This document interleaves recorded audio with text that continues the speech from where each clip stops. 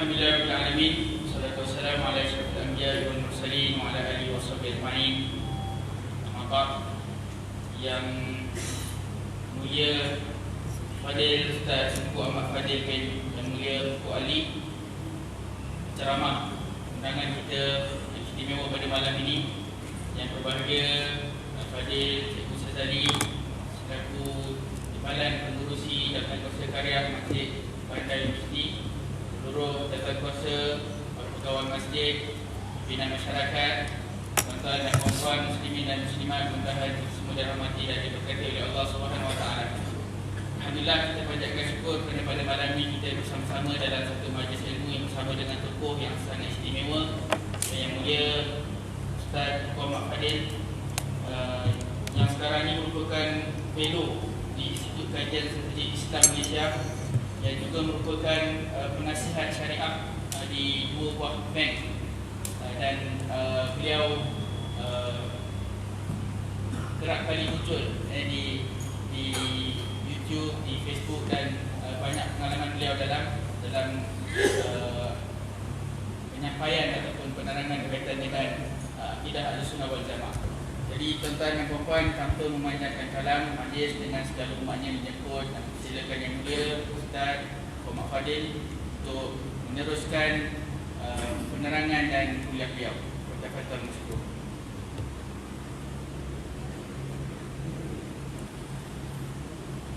Assalamualaikum warahmatullahi wabarakatuh. Bismillahirrahmanirrahim. Alhamdulillahi rabbil alamin. Wa afdalus salati wa atammu taslimi ala sayyidina Muhammadin wa ala alihi wa sahbihi ajma'in. Rabbi shrah li sadri wa yassir li amri wahlul 'uqdatam min lisani yafqahu qawli. Subhanaka la ilma lana illa ma 'allamtana innaka antal alimul hakim. Allahumma akhrijna min zulumatil wahmi wa akrimna binuril fahmi waftah alaina bima'rifatil ilmi wa sahhil akhlaqana bil hilm waj'alna mimman yastami'una al-qawla fayattabi'una ahsana. Allahumma ati nufusana taqwaha wa zakkiha anta khairu man zakkaha anta waliyuha wa maulaha. Allahumma arinal haqqa haqqan warzuqna ittiba'ah wa arinal batila batilan warzuqna ijtinabah. Allahumma anfa'na bima 'allamtana wa 'allimna ma yanfa'una wa zidna ilman wa huda, amma ba'd. Alhamdulillah, muslimin muslimat, hadirin hadirat yang saya hormati, moga-moga kita semua diberkati dan dirahmati oleh Allah Subhanahu Wa Taala, khususnya kepada para alim ulama, para asatidzah, Tuan Imam, Tuan Bilal, Tuan Pengurusi, dan juga Cikgu Sazali tadi naib pengurusi ahli jawatan kuasa masjid, dan seluruh ahli qaryah yang hadir dalam kuliah maghrib kita pada malam ini, yang mana memfokuskan pada tajuk yang khusus berkaitan dengan pegangan Ahli Sunnah wal Jamaah. Saya ada sediakan slide untuk membentangkan tajuk ini, cuma setakat ini dia belum keluar lagi ya.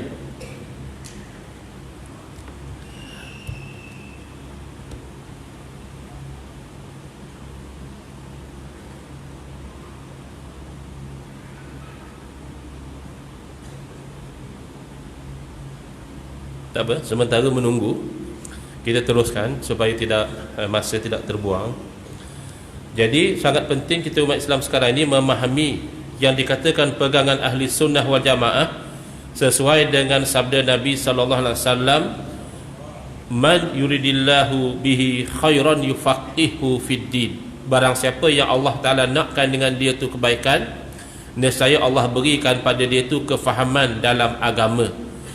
Cuma kebelakangan ini sebahagian daripada umat Islam terhalang dari kefahaman kerana beberapa sebab. Antaranya, sebahagian daripada kita sekarang tidak lagi mengambil ilmu agama dengan jalan bertalaqi, menghadap para guru ulama ahli sunnah wal jamaah secara berkitab dan bersanad.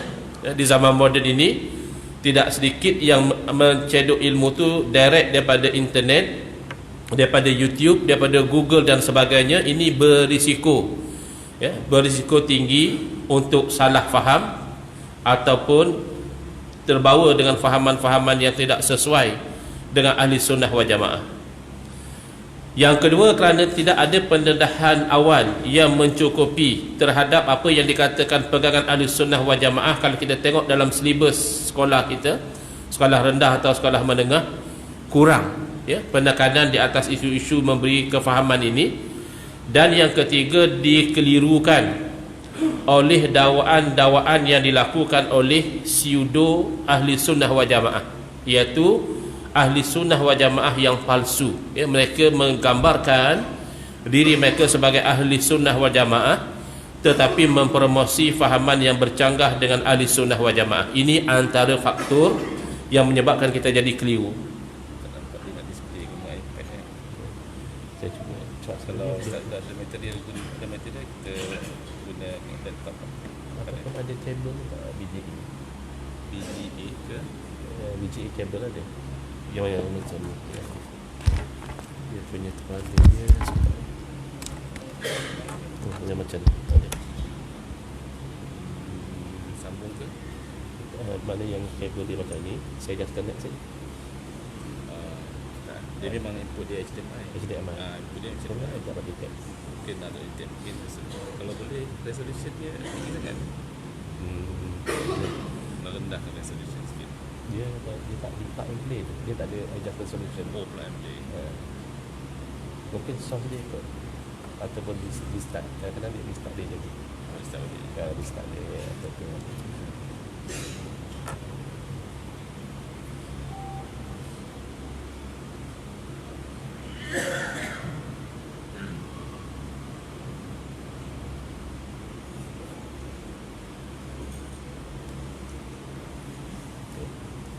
baik, saya teruskan sementara pihak masjid cuba menjayakan supaya tuan-tuan boleh lihat juga slide yang saya sediakan ini.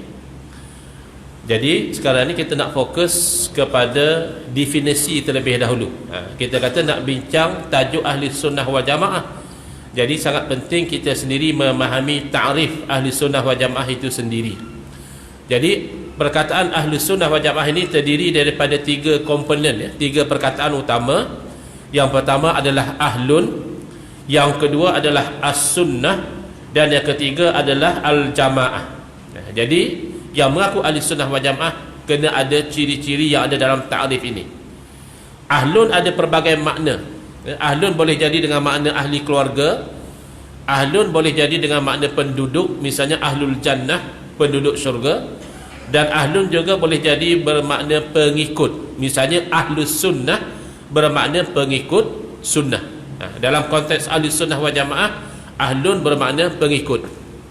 Sementara as-sunnah dari segi bahasa adalah at-tariqah. Sunnah dari segi bahasa bermakna jalan.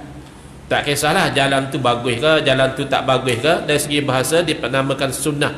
Dalam hadis Nabi SAW pernah menyebut, man sanna fil islami sunnatan hasanatan, barang siapa yang mengadakan dalam Islam sunnah, yakni jalan yang baik.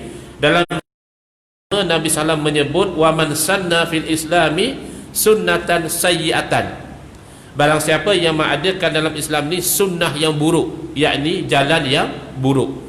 Jadi kalau begitu dari segi bahasa, sunnah ini jalan, tak kisahlah baik atau buruk, dinamakan sunnah. Tetapi kalau dari segi istilah, perkataan sunnah ini telah dikhususkan kepada jalan yang baik sahaja. Ditakrifkan sebagai at-tariqatul mardiyatul maslukatu fid din, jalan yang diredai, yang dijalani di dalam agama, iaitu yang dijalani oleh tokoh-tokoh agama Rasulullah sallallahu alaihi wasallam, para ulama salafus soleh. Tak ada konten.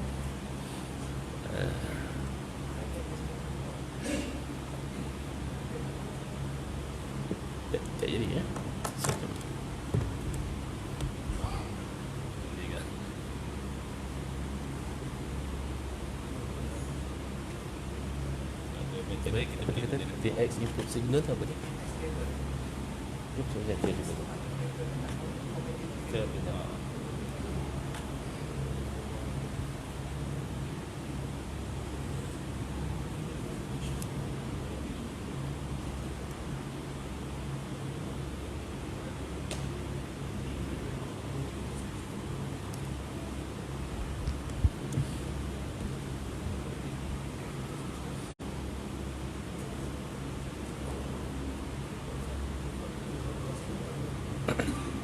Dia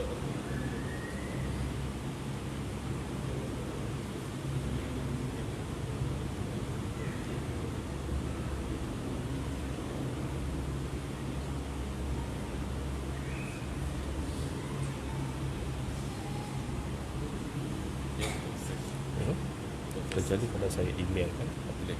Ada kalau ada metode kita guna email pada siapa? ya, Saya email kan. email saja boleh.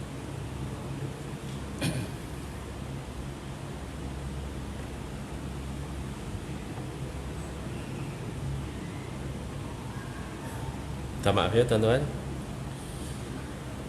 Kalau zaman dulu dia kata jangan tukar channel apa dia tak? Rancangan akan datang balik. Saya cuba email pada pihak masjid, mungkin akan boleh tengok di situ.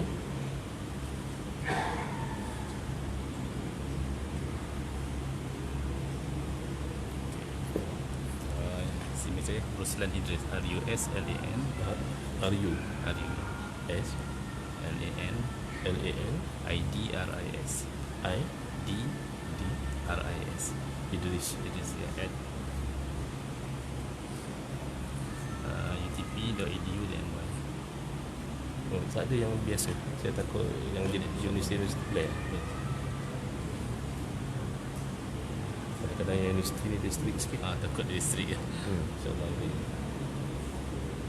theedu.my .edu.my. Ustaz, berapa Ustaz ni? Just in case takut tak sampai kat dia. Azlan AZLA dot Zakaria ZAKARA itu dah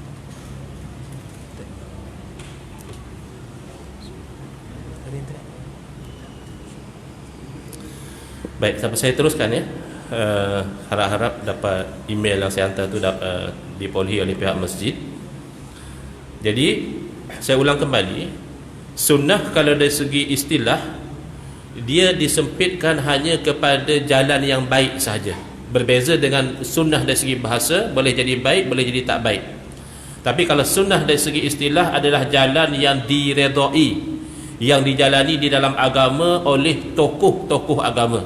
Yakni nombor satu sekali adalah Rasulullah sallallahu alaihi wasallam, kemudian oleh salafus soleh, sahabat Nabi, tabi'in dan tabi' tabi'in, dan kemudian oleh pewaris Nabi iaitu ulama.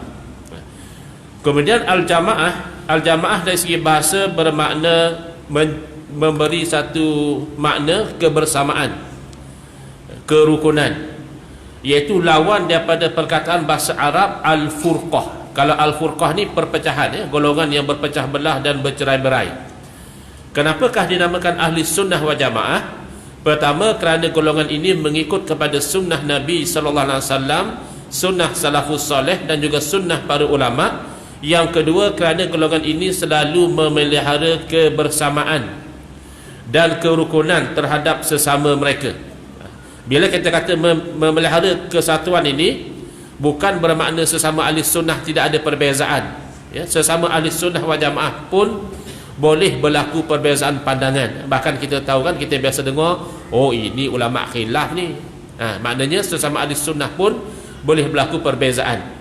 Tinggal lagi sesama ahli sunnah wal jamaah, perbezaan ini tidak melahirkan sikap saling membid'ahkan, saling menfaksikkan atau mengkafirkan sesama mereka, tidak sampai begitu. Kita ambil mudahlah, selalu dalam masalah hukum ni, mazhab Syafi'i dengan Hanafi ni ada beza.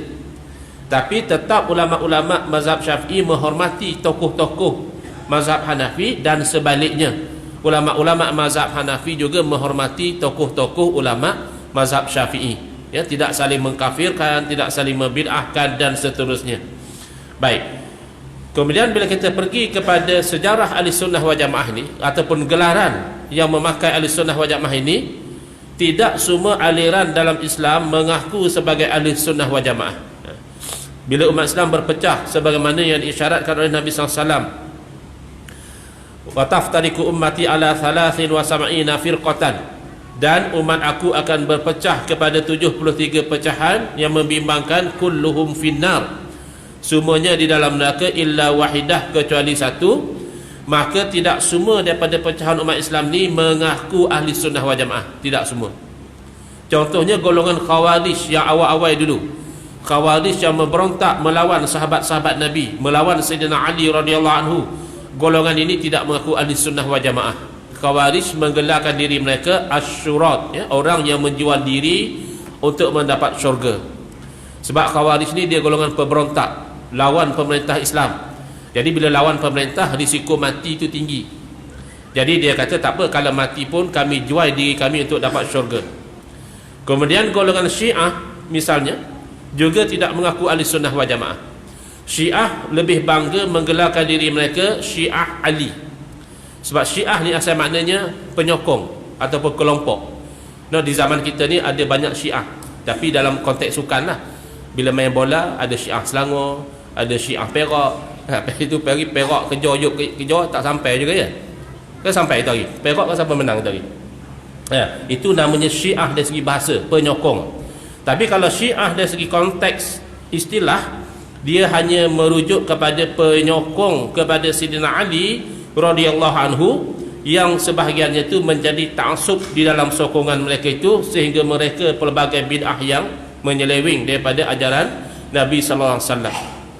Golongan Mu'tazilah misalnya, mereka juga tidak mengaku ahli sunnah wal jamaah.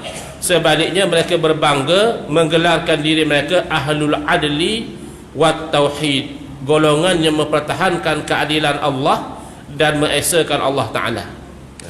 Dalam sejarah hanya dua golongan umat Islam yang terang-terangan mengaku ahli sunnah wal jamaah, iaitu pertama golongan jumhurul muslimin, majoriti umat Islam, Asy'ariyah Maturidiyah, mereka mengaku ahli sunnah wal jamaah. Dan yang kedua adalah golongan minoriti yang menggelarkan diri mereka Salafi ataupun disebut juga sebagai golongan Wahabi. Nah, minta maaf lah kalau ada antara tuan-tuan ni yang minat dengan fahaman Wahabi, jangan bangkit dulu. Kita sembang-sembang dulu, benda boleh bincang. Sebab saya duk tengok kadang-kadang bila sentuh nama Wahabi ni ada yang cepat marah. Apa ustaz ni, saya kuliah aja Wahabi. Tak juga, tengok tajuk lah. Bila tajuk ahli sunnah, kena sentuh juga Wahabi. Pasal Wahabi mengaku mereka ni ahli sunnah wal jamaah yang sebenar. Bahkan sebaliknya, Asy'ariyah Maturidiyah ni sesat, kata dia. Asy'ariyah Maturidiyah ni bahkan kafir, bagi setengah mereka menganggap kafir. Jadi nak tak nak kita kena berdepan dengan fakta dan data ni. Jangan marah lah. Lepas ni kita minum teh ke apa dulu. Yang penting kita nak tengok data dia. Boleh hadam data tu, insya-Allah masalah kita selesai. Jadi kalau kita nak lihat daripada aspek yang pertama terlebih dahulu, iaitu penilaian para ulama. Sekarang ni ada dua kelompok, masing-masing mengaku ahli sunnah wal jamaah. Asy'ariyah Maturidiyah mengaku ahli sunnah wal jamaah, golongan Wahabi juga mengaku ahli sunnah wal jamaah. Secara teori tak ada masalah. Secara teori dua-dua ahli sunnah wal jamaah bersalahnya, kan bagus. Wahabi ahli sunnah wal jamaah, Asy'ariyah ahli sunnah wal jamaah. Tetapi secara praktikal, oleh kerana perbezaan yang ada antara dua kelompok ini, perbezaan dalam masalah usulul akidah, perbezaan dalam perkara pokok-pokok akidah, maka mustahil kedua-duanya ahli sunnah wal jamaah. Contoh mudah sajalah, kalau kita jumpa golongan Wahabi yang mengatakan Asy'ariyah ni sesat atau kafir, adakah boleh jadi dua-dua itu ahli sunnah wal jamaah? Mustahil. Kerana bila kata sesat atau kafir, akan patah balik pada salah satu saja. Ya, tidak akan dua-dua itu yang betul dalam dakwaan mereka. Jadi saya nak lihat pada mereka awal ini adalah testimoni para ulama. Apa ulasan para ulama yang menilai dua golongan ini?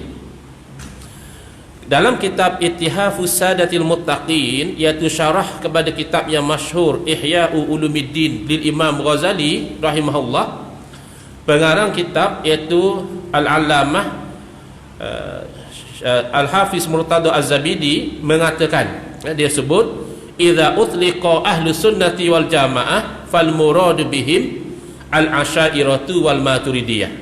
Bila disebut kalimah ahli sunnah wal jamaah, yang dikehendaki dengan golongan ini adalah golongan Asy'ariyah Maturidiyah. Asy'ariyah maknanya pengikut Imam Abu Hasan Asy'ari, Maturidiyah pengikut Imam Abu Mansur Al-Maturidi. Soalan yang pertama atau bangkangan yang pertama, pasal apa ahli sunnah itu adalah pengikut Asy'ariyah, pengikut Imam Abu Hasan Asy'ari? Pasal apa ahli sunnah wal jamaah pengikut Imam Abu Mansur Maturidi? Tidakkah lebih tepat ahli sunnah wal jamaah itu pengikut Rasulullah sallallahu alaihi wasallam? Kan itu lebih tepat. Pengikut Nabi lah ahli sunnah. Kenapa pula pengikut imam ni, pengikut imam tu ahli sunnah? Tak betul. Baik, jawapannya adalah memang betul. Secara asalnya yang dikatakan ahli sunnah wal jamaah itu adalah pengikut Rasulullah sallallahu alaihi wasallam.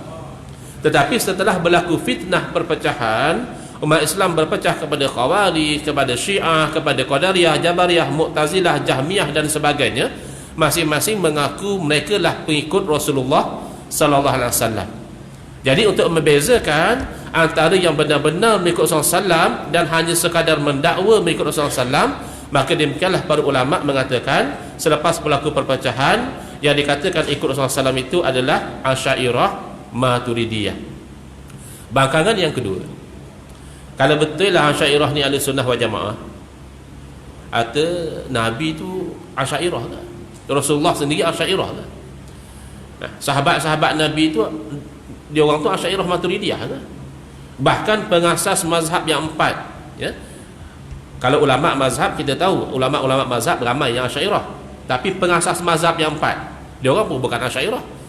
Takkanlah pengasas mazhab pun bukan ahli sunnah wal jamaah. Cuba tengok, ya. Kadang-kadang bila kita dengar macam tu, kita pun pening, betul juga. Padahal soalan tu daripada awal dah terbalik. Soalan tu dia tanya, adakah Nabi SAW Asy'ariyah? Adakah Nabi ikut Asy'ariyah?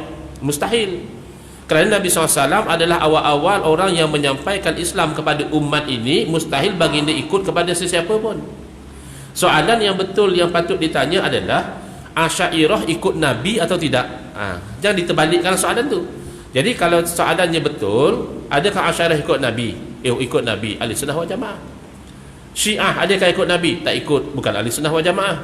Khawarij ikut Nabi atau tidak? Tak ikut, maka bukan ahli sunnah wal jamaah. Soalan jangan diterbalikkan, nanti jawapan jadi keliru. Baik, cuma perlu kita ingatkan, bila kita katakan sesuatu golongan umat Islam itu bukan ahli sunnah wal jamaah, tidak automatik mereka itu menjadi kafir, sebagaimana sangkaan sebahagian masyarakat sekarang. Bila mereka dengar, oh dia ni bukan ahli sunnah wal jamaah, kafir lah dia ni. Bukan, tidak automatik. Bukan ahli sunnah wal jamaah paling basic bermakna dia tergelincir daripada landasan sunnah Nabi SAW. Bukan rupa itu Nabi ajar, tapi dia pegang rupa itu, maknanya bukan ahli sunnah wal jamaah. Tetapi adakah dia jadi kafir? Itu kena tengok setakat mana dia menyeleweng. Ada setengah itu sekadar dia itu fasik, tapi sekadar fasik pun teruk lah, ya, wajib bertaubat juga, kembali kepada ahli sunnah wal jamaah. Tapi sebahagiannya tu penyelewengannya sangat teruk, sehingga dia boleh terkeluar terus daripada sempadan Islam. Saya bagi contoh, kita kata Syiah ni bukan ahli sunnah wal jamaah, jadi secara umum bukanlah kafir, masih Islam lagi, cuma ahli bid'ah lah, ya. Tapi ada sebahagian Syiah melampau sungguh, sehingga ada yang mengatakan Quran yang ada pada kita sekarang ni palsu, bukan Quran yang sebenar, bukan Quran yang ni yang Allah Ta'ala turunkan. Kalau begini punya Syiah, jelas terkeluar daripada Islam terus, pasal menafikan Al-Quran dan seumpama dengannya. Baik, yang nombor 2 yang mendakwa sebagai ahli sunnah wal jamaah juga adalah golongan Wahabi. Ada sampai tak? Email sampai?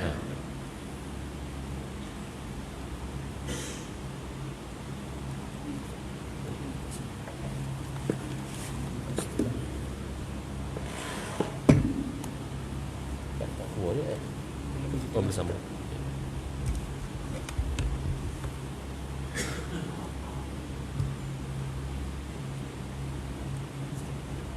Ini tak sekali.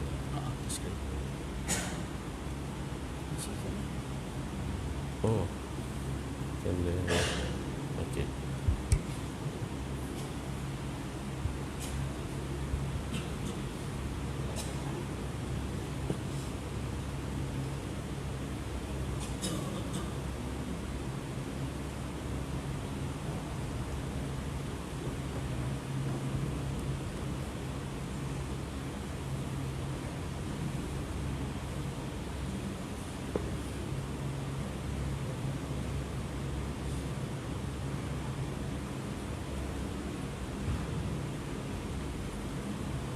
Lama pula dia set up kan. Tak edit juga.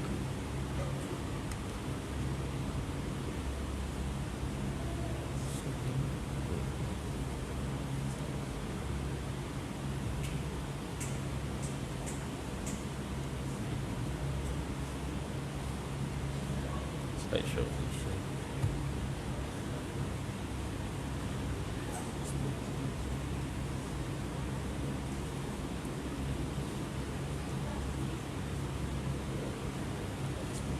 Itulah dia tuan-tuan, pengajarannya dalam hidup ni kabel tu penting. Mungkin masalah pada kabel sebab iPad pun dia tak keluar, komputer pun tak keluar juga.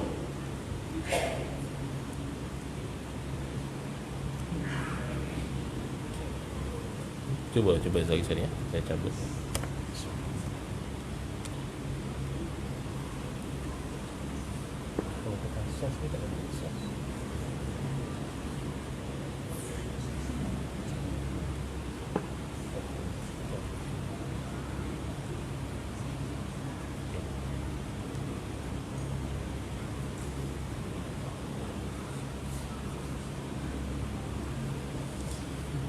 Tapi tak apa, kalau usaha kita ni tak berjaya, saya masih rujuk pada slide. Tapi tuan-puan kena bayangkan slide sajalah. Tak boleh nampak lah. Sedang diusahakan lagi. Saya sambung ya. Jadi kita selesai tadi tengok testimoni ulama tentang Asy'ariyah Maturidiyah. Itu disebut bahawa mereka lah ahli sunnah wal jamaah. Sementara golongan satu lagi yang juga mendakwa ahli sunnah wal jamaah, bagaimanakah penilaian para ulama tentang golongan Wahabi? Kita ambil pandangan ulama 4 mazhab ya, tapi bukanlah ulama yang terlampau silam. Kerana di zaman yang terlampau silam, gerakan Wahabi belum wujud lagi. Gerakan Wahabi ini wujud pada kurun ke-12 Hijrah bersamaan dengan kurun ke-18 Masihi. Jadi ulama yang kemudian sikit, yang sempat hidup di zaman Wahabi telah wujud. Kita nak tengok apakah penilaian mereka. Yang pertama, penilaian ulama Hanafiyah, iaitu ulama dalam mazhab Imam Abu Hanifah, Al-Imam Muhammad ibn Amin, Al-Imam Muhammad Amin yang dikenali sebagai Ibn Abidin rahimahullah. Dalam kitab beliau Raddul Mukhtar ala Durril Mukhtar ya. Ini satu rujukan utama dalam mazhab Hanafi ya, tapi rujukan yang kemudian beliau menkhaskan satu tajuk dalam kitab beliau, Matlabun fi atba'i Ibn Abdul Wahhab al-Khawarij fi zamanina. Ini satu perbincangan berkaitan pengikut-pengikut Ibn Abdul Wahhab ya. Jadi nama pengasas gerakan Wahabi bukan Wahhab, nama beliau adalah Muhammad ya. Abdul Wahhab tu nama ayah beliau, tetapi orang Arab ni biasa dia panggil Ibn Abdul Wahhab, anak Cik Wahab. Lalah lekat nama pengikut dia ni Wahabi ya. Jadi dia mengatakan Khawarij pada zaman kita. Jadi kalau begitu ulama Hanafi mengkelaskan Wahabi ini bukan ahli sunnah wal jamaah, tetapi ada pada mereka ciri-ciri Khawarij. Kenapa?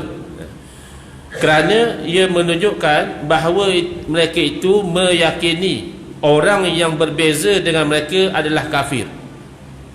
Kalau Khawarij di zaman sahabat, sikap mereka mengkafirkan sahabat Nabi. Jadi pengarang kitab kata mengkafirkan sahabat Nabi ini cuma cerita Khawarij zaman dulu, bukan syarat nak jadi Khawarij ya. Bukan kata orang tu nak jadi Khawarij dia mesti menganggap sahabat Nabi kafir, tidak. Memadai dia jadi Khawarij, dia ada sikap takfiri. Dia mudah menganggap orang yang berbeza pandangan dengan dia ni orang tu kafir. Nah, itu ciri-ciri yang ada pada Khawarij ya. Jadi hati-hati ya, terutama kita di zaman sekarang ni, kadang-kadang oleh kerana kepanasan perbezaan politik, ada kecenderungan ke arah mengkafirkan sesama Islam, dijauhi sikap sebegitu ya. Berbeza dalam politik itu biasalah ya, kita sama orang rumah kita nak balik kampung raya pun berbeza ya, dia ajak balik kampung dia, kita ajak balik kampung kita, itu benda kecil je pun. Kita pun dah bertahun duduk dengan dia pun masih berbeza lagi pula yang lain-lain parti. Berbeza tu biasa, tapi jangan melarat sampai mengkafirkan, itu dilarang ya di dalam agama kita. Dan itu adalah ciri-ciri Khawarij, sebagaimana yang berlaku kepada pengikut Ibn Abdul Wahhab yang keluar dari Najat ya. Najat kalau tuan-tuan cari sekarang tak jumpa dah dalam peta, dia dah tukar nama jadi Riyadh dan berjaya menguasai 2 tanah haram, dan mereka ini mengaku bermazhab Hambali ya. Zaman sekarang pun masih ada orang kata dia pun bukan Wahabi tak, dia betul memang betul Wahabi. Daripada awal mereka mengaku Hambali, cuma kadang-kadang kalau dah keluar ke negara lain, bukan negara asal dia, yang mana Hambali ni mazhab yang dominan, kadang-kadang dia dah mengaku lain pula. Misalnya yang bawa fahaman Wahabi di Malaysia, dia kata dia Syafi'i, bahkan dia lebih Syafi'i daripada yang mazhab Syafi'i sebab yang mazhab Syafi'i kata dia tak mengaji kitab Al-Um, kitab karangan Imam Syafi'i, dia mengajar kitab Al-Um, maka dia lebih Syafi'i lagi. Jadi mengaku ini perkara biasa daripada awal kebangkitan mereka, dan mereka itu dengan mereka berbeza dengan Hambali sebenar. Kenapa berbeza? Sebab mereka berkeyakinan hanya mereka sahaja orang Islam, sedangkan orang Islam yang menyalahi keyakinan mereka adalah musyrikun. Dengan keyakinan sebegitu, mereka telah menghalalkan pembunuhan ahli sunnah wal jamaah dan pembunuhan ulama-ulama mereka, sehinggalah Allah menghancurkan kekuatan mereka dan seterusnya ya. Saya pernah balik berceramah di hometown saya asal Terengganu, cuma pernah lah belajar di Malay College 82-86, pernah belajar di Perak lah. Jadi numpang ilmu ulama-ulama Perak pada masa tu. Terutamanya saya kerap pergi menadah kitab almarhum Tuan Guru Haji Muhammad Saman Kati rahimahullah ya, dia rajin datang ke Masjid Ridwaniyah sebelah Malay College tu. Tapi saya asal Terengganu. Bila saya balik Terengganu, berceramah di Terengganu, saya berkenalan dengan satu orang Sayyid. Dia ni doktor, tapi dia ceritalah bagaimana satu masa dahulu moyang dia Syekh Abdullah Az-Zawawi, iaitu mufti mazhab Syafi'i pada ketika itu, dibunuh oleh golongan Wahabi selesai pada solat asar. Lepas dia tunai solat asar, Wahabi bunuh dia, dan bersama dengan moyang dia ni lebih kurang 18,000 penduduk Taif yang dibunuh dalam kejadian tersebut. Cuma kadang-kadang kalau orang kita ni, bila dia tengok pahaman Wahabi ni, dia tak baca sejarah, dia terpesona dengan slogan. Dia kata Wahabi lah bagus tak, dia pun nak pegang sunnah, dia ni nak tolak bid'ah, nak pertahankan tauhid, nak tolak syirik. Dia tengok slogan memang cantik, tapi kalau kita singkap sejarah dia, inilah sejarah hitam yang berlaku. Dan nanti insyaAllah kita akan terangkan tempat-tempat perbezaan ya, dalam masalah akidah, dalam masalah bid'ah dan sunnah antara ahli sunnah wal jamaah dan juga golongan Wahabi. Mengikut ulama mazhab Maliki, juga golongan Wahabi ini dikelaskan sebagai Khawarij. Al-Alim Al-Alamah Al-Syekh Ahmad As-Sawi Al-Maliki rahimahullah ta'ala, iaitu orang yang menulis hasyiah, catatan tepi kepada tafsir Al-Jalalain, dikenali sebagai hasyiah As-Sawi, ketika menerangkan tafsir ayat Al-Quran, afaman zuyyina lahu su'u amadihi fara'ahu hasana ya, surah Fatir ya, iaitu barang orang yang dihiasi baginya tu amalannya yang buruk sehingga dia melihat amalan tu baik ya. Na'udzubillah ya, kita di dunia ini diuji dengan berbagai ujian, antaranya ujian dalaman. Kita buat benda buruk tapi kita nampak baik. Jadi dikatakan, kata Imam As-Sawi, ayat ini turun menceritakan golongan Khawarij. Khawarij memang dia sangka dia baik, dia bunuh Sayyidina Ali, dia kafirkan sahabat, dia rasa itu benda baik, dia anggap dia berjuang. Tapi apa ciri Khawarij? Allazina yuharrifuna ta'wil al-kitabi was sunnah. Mereka ini menyelewengkan tafsir Quran dan hadis. Jadi jangan kita heran ya, ada sesengah kawan-kawan dia kata takkanlah Wahabi tak betul Ustaz. Saya dengar ustaz-ustaz yang dituduh Wahabi ni, dia orang kalau berceramah qala Allah qala Rasul saja. Ayat Quran ni Di mulut mereka saja. Memang begitu ciri mereka. Nabi SAW dah bagi tahu yaqra'unal Quran. Golongan ini rajin baca Quran. Tapi la yujawizu hanajirahum, bacaan mereka itu tidak mereka fahami dengan baik. Akhirnya mereka salah tafsir. Bukan setakat salah tafsir, wa yastahilluna bidzalika dima'al muslimina wa amwalahum. Dengan salah tafsir tadi mereka menghalalkan darah orang Islam dan harta benda mereka. Siapa yang baca buku sejarah kebangkitan Wahabi, memang selain daripada mereka bunuh orang Islam, harta dirampas, bahkan wanita-wanita Islam diambil sebagai hamba rampasan perang. Maknanya digauli sebagai hamba. Ini tragedi yang berlaku pada kurun ke-18. Kama huwa musyahadul an fi nazairihim, sebagaimana yang dapat disaksikan sekarang maksudnya di zaman Imam Ahmad As-Sawi. Wa hum firqatun bi ardil Hijaz, iaitu satu puak di tanah Hijaz, yuqalu lahum al-Wahabiyah, iaitu golongan yang dinamakan golongan Wahabi, ya. Jadi kadang-kadang ada orang dia nak pertahankan Wahabi, dia kata ni sebenarnya istilah Wahabi ni barat yang reka, Amerika yang reka, Israel yang reka. Padahal memang ulama-ulama kita daripada dahulu, alhamdulillah, ada keluar gambar dah tu, bertanda baik, alhamdulillah. Nanti akan pergi ke slide yang ke-24 tu, 25. Saya sekejap.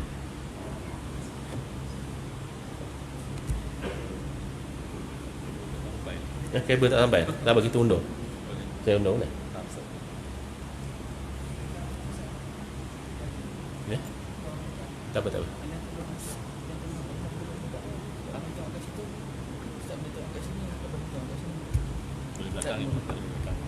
Kita kena pentingkan kabel lagi, ya. Kabel tak sampai tak boleh.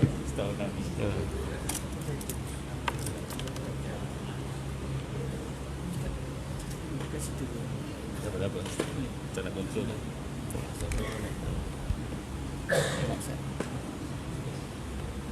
Tak ke belakang sikit.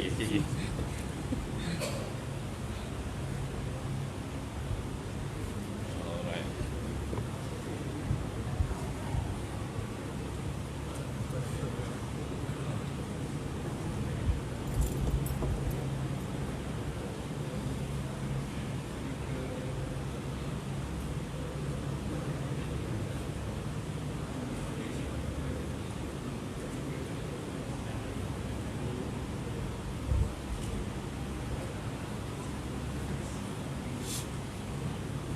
Okay, alhamdulillah, tuan-tuan dah boleh nampak apa yang saya bentangkan tadi. Jadi di sisi ulama Malikiyah juga, golongan Wahabi ini dikategorikan sebagai Khawarij. Dalam hasyiah kepada tafsir Al-Jalalain disebutkan di sini Khawarij adalah mereka yang menyelewengkan tafsir Quran dan Sunnah, bukan tolak Quran Sunnah. Kalau di zaman kita ni yang tolak Quran Sunnah ni golongan liberal yang ekstrim. Wahabi dia tidak tolak Quran dan Sunnah, bahkan dia itu berpegang dengan Quran dan Sunnah. Cuma berlaku penyelewengan dalam penafsiran, yang mana dengan salah tafsir tadi dia menghalalkan darah dan harta kaum muslimin, sebagaimana yang dapat dilihat sekarang, yakni di zaman Imam Ahmad As-Sawi, pada kumpulan yang sama seperti perangai Khawarij ini, iaitu satu golongan di tanah Hijaz yang disebutkan Wahabiyah. Kalau tuan-puan beli cetakan hasyiah tafsir Jalalain ini, cetakan baru, yang ini mereka telah delete, ya, portion perkataan Imam Ahmad As-Sawi ini dibuang, ya, oleh cetakan baru kerana itu mengenai sesuatu yang mereka tidak suka untuk didedahkan. Tapi kalau dalam cetakan lama masih boleh kita dapat, ya, kenyataan ini. Demikianlah Wahabi menurut ulama Syafi'iyah juga adalah Khawarij. Dia lari terus, ya, bila convert pada PowerPoint. Dalam kitab Misbahul Anam wa Jala'uz Zalam fi raddi syubahil bid'ah najdillati alladhi adalla bihal awam. Ini ditulis oleh Al-Habib Alawi bin Ahmad bin Hasan bin Kutubil Irsyad Al-Habib Abdullah bin Alwi Al-Haddad, ya, rahimahullah. Ini keturunan ulama Yaman yang terkenal dengan kitab Nasaih Dini, ya. Beliau mengatakan yang lebih penting daripada segala tanda-tanda itu adalah hadis Nabi sendiri yang menunjukkan bahawa golongan Khawarij ini, golongan Wahabi ini adalah terdiri daripada Khawarij. Pertama, mereka bangkit daripada timur Madinah. Nabi SAW pernah diminta supaya mendoakan orang daripada Najat. Najat ni di timur Madinah. Nabi SAW doakan kepada penduduk Syam, sekarang Syria, Jordan dan juga Lebanon, dan juga kepada penduduk Yaman. Dulu ada orang kata doalah sekali untuk penduduk Najd. Nabi tak doakan. Kali kedua Nabi tidak doakan. Kali ketiga Nabi berkata daripada Najd itulah akan terbitnya tanduk syaitan. Ini hadis sahih dalam Sahih Bukhari ada. Tapi bila berdepan dengan hadis yang sahih sebegini, golongan Wahabi tidak boleh mempertikaikan kesahihan hadis. Dia cuma kata, oh, Najd dalam hadis ni bukan Najd di tanah Hijaz, itu di satu tempat di Iraq sana tu. Baik, kita cek dalam peta, di Iraq itu bukan timur. Jadi tak kena dengan sabda Nabi SAW, iaitu akan bangkit fitnah ini daripada timur. Timur, yakni timur Madinah. Dan lagi mereka itu mencukur rambut. Di awal-awal kebangkitan Wahabi, orang diberi dua pilihan. Kata dia, kamu nak kekal dengan agama syirik, dia anggap kita orang Islam biasa ni ada dalam keadaan syirik, atau kamu nak kembali kepada tauhid, maknanya ikut dia. Kalau tak nak ikut dia, diseksa atau dibunuh. Nak ikut, dia suruh botakkan kepala. Kerana kata dia, rambut kamu tu rambut zaman syirik. Sekarang kamu dah kembali kepada agama tauhid, kamu kena buang rambut zaman syirik kamu. Jadi ini dalam hadis disebut simahum at-tahliq. Tanda golongan ini, kata Nabi SAW, adalah membotakkan kepala. Bahkan menurut ulama Hanabilah sendiri, mereka mengaku mereka adalah Hanabilah, kami orang-orang mazhab Hambali. Tetapi ulama Hanabilah yang betul-betul Hanabilah sendiri mengkelaskan mereka sebagai Khawarij. Dalam Ar-Risalatul Musammatu bi Rihlatil Hijaziyah disebutkan di sini antara ciri-ciri yang disebut dalam hadis ada pada Wahabi sekarang, kata dia, iaitu at-tahliq, sama seperti mazhab Syafi'i tadi, membotakkan kepala itu ada pada Wahabi. Yaqtuluna ahlal Islam wa yad'una ahlal awsan. Mereka ini membunuh orang-orang Islam tetapi membiarkan golongan yang penyembah berhala, yakni orang kafir. Antara golongan yang sekarang mempraktikkan Wahabism secara ekstrim, sebab Wahabi ni pun dia banyak level. Ada yang terang sangat ekstrim, ada yang baru nak berjinak-jinak, ada yang agak terbuka. Jadi yang ekstrimnya yang mempraktikkan Wahabism adalah golongan ISIS. Saya ada kesempatan bertemu dengan orang-orang yang ada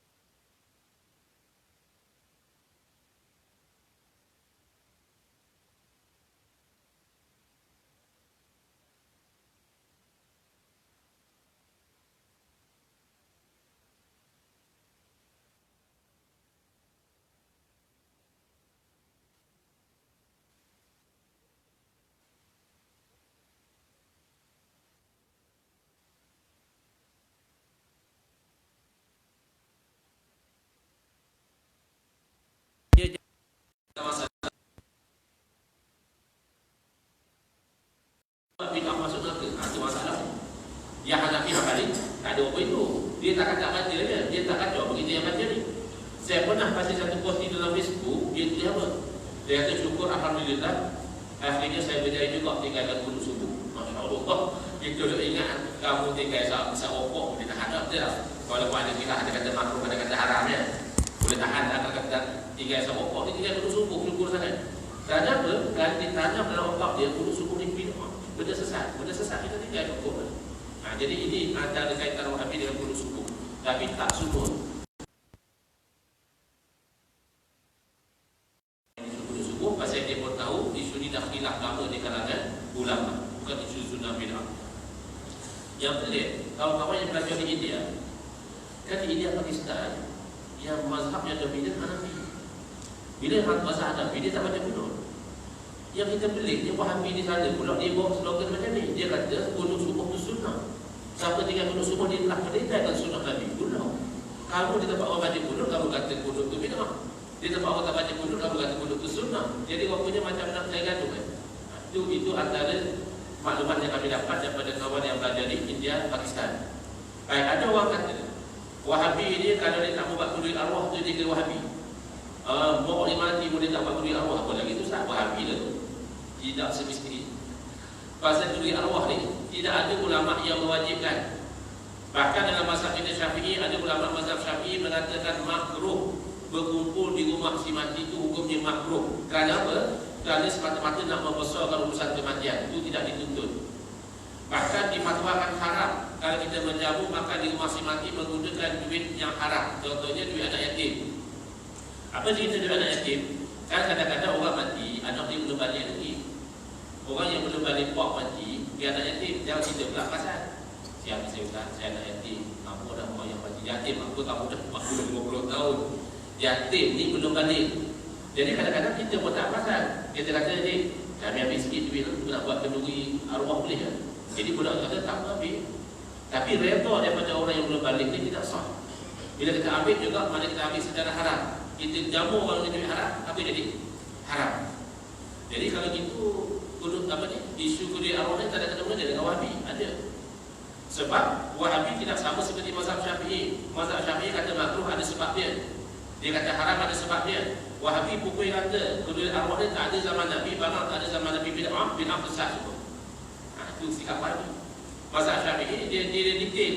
Kalau kita berkumpul itu bukan semata-mata nak membesarkan urusan kematian, tapi berkumpul apa? Nak bertahlil, nak baca Quran, nak doa, itu sunnah. Tapi dia makan sedekah niat bagi pihak semati. Itu ijma' ulama kata sedekah bagi pihak semati sampai.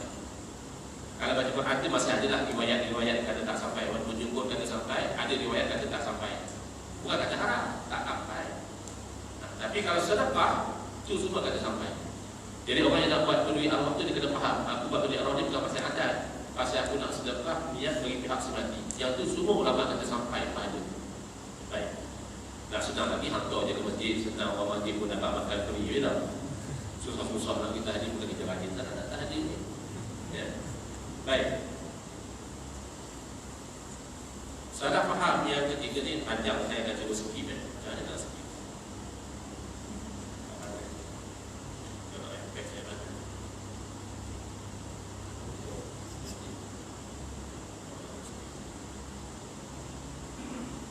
Slide tu ada 181. Kan nak kita semua kat dulu jadi kesian pula buat seminar bukan kuliah maghrib. Kalau nak kita semua saya pilih-pilih sebagian.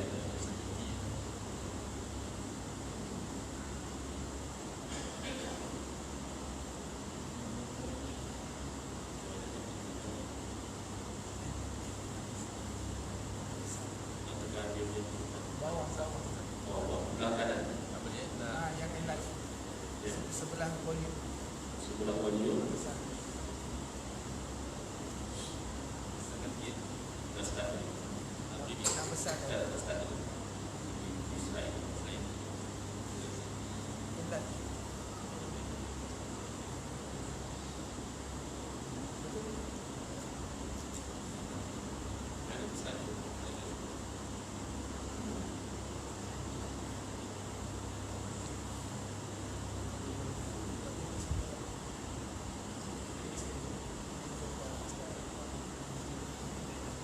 Baik, sebentar tadi saya tahu ya. Jadi kita tak faham Wahabi ini dengan kefahaman yang tepat. Dia kena tengok pada ciri-ciri dia. Sebab kita tak mahu nanti kasihanlah hamba Allah tu dia bukan Wahabi pun. Tahu-tahu kita pergi kata dia Wahabi. Ataupun dia Wahabi kita tak tahu. Akhirnya kita panggil dia ceramah, panggil dia ngajar. Dia duk selit ajaran-ajaran yang menyeleweng daripada pegangan Sunnah wal Jamaah. Jadi ciri-ciri Wahabi itu antaranya, pertama dia memahami dalil itu secara zahir, bukan pada tempat. Padahal dalil Quran hadis ni ada masa dipahami secara zahir, ada masa dipahami dengan makna yang lain.